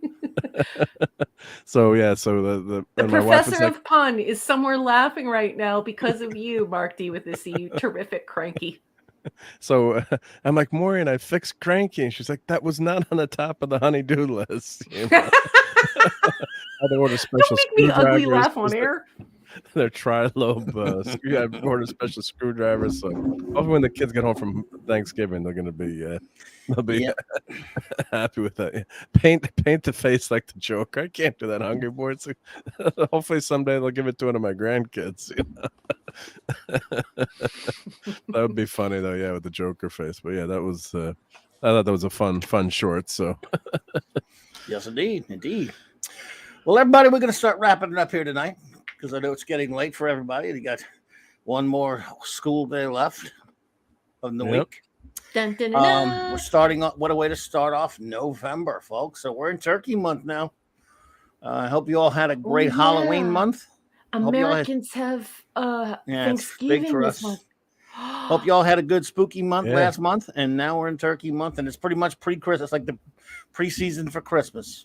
You know, you like guys really like go hard with Thanksgiving. It's a huge thing for you. They got Christmas crap all over the place already, like commercials and TV. It's all over TV and everything. People shouldn't do that before Remembrance Day. Please don't do that before Remembrance Day. Remembrance Day. What's Remembrance Day?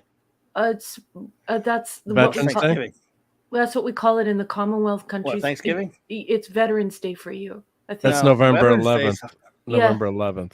That's November 11th. That's no, because it's the signing of the armistice for World War One. The 11th hour, the 11th day.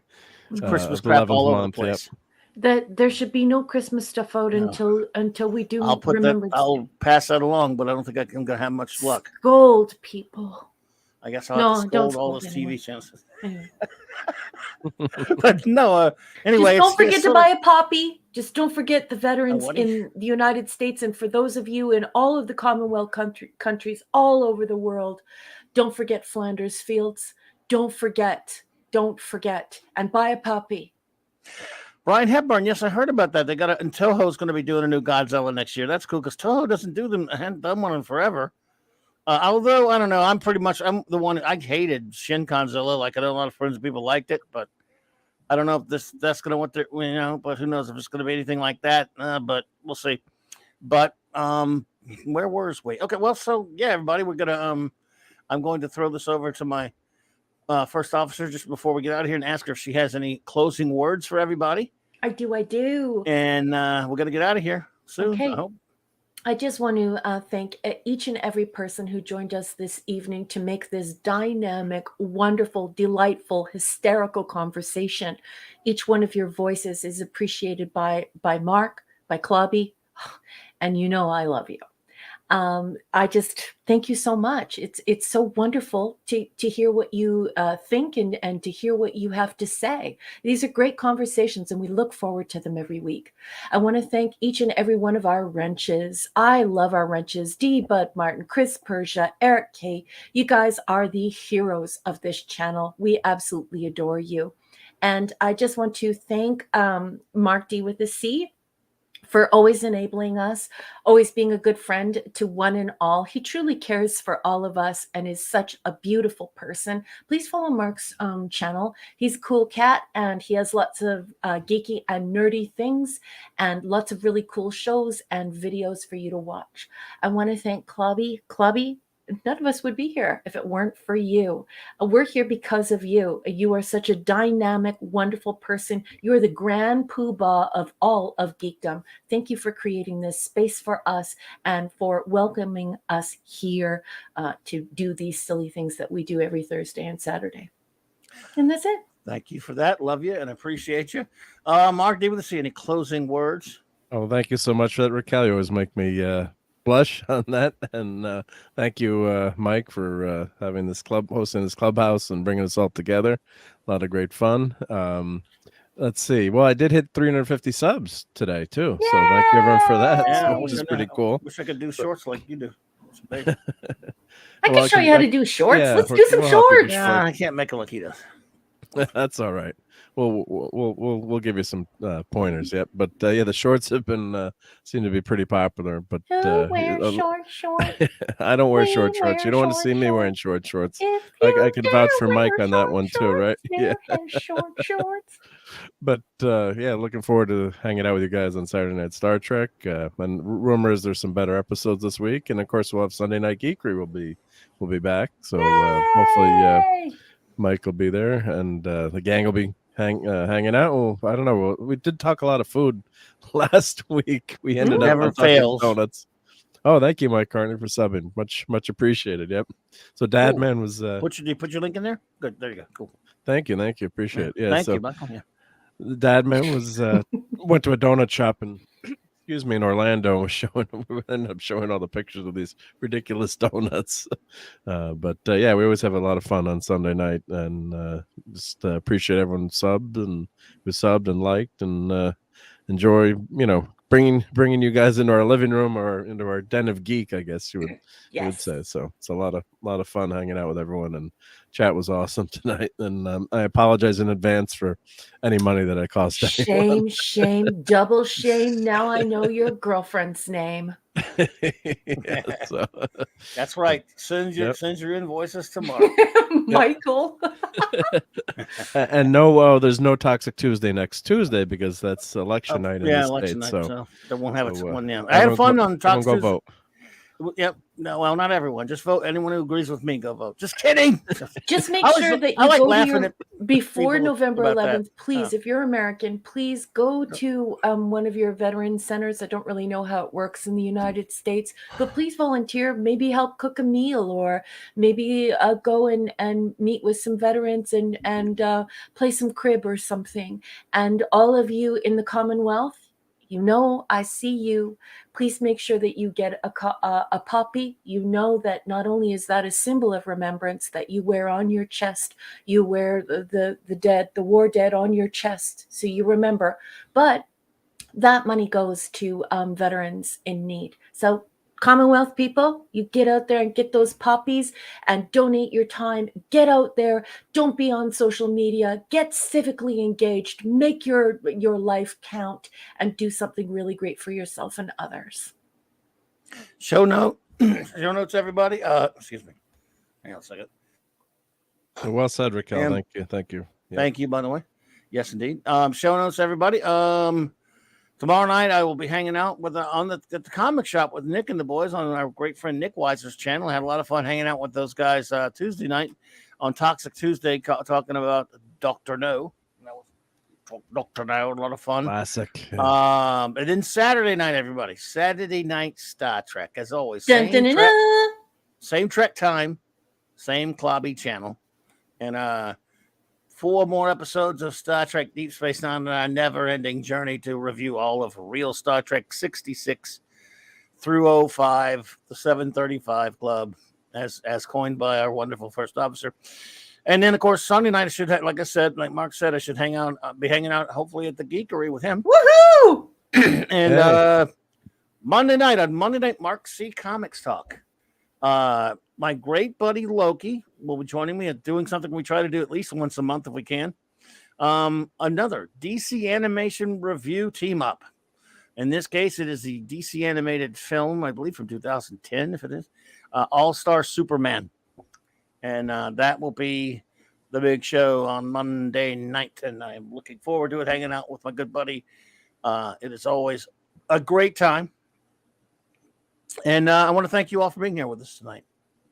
We're here for you, and you make it so much fun for us. Your participation is cherished by us. Those not only here in the chat, but excuse me, those who lurk, because I lurk a lot myself. Me too. Sometimes you just don't have time to mess around in the chat, or whatever it is, if you're traveling, whatever. So we do appreciate anyone who lurks and anyone who listens on a download or a re-listener, rewatch, whatever you want to call it.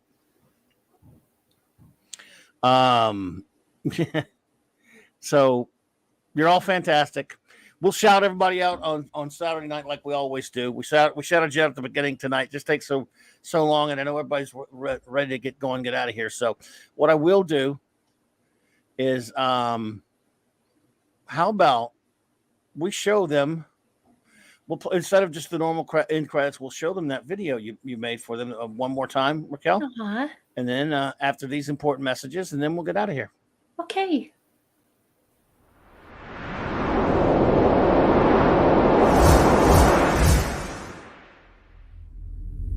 Good night, everybody. Thank you.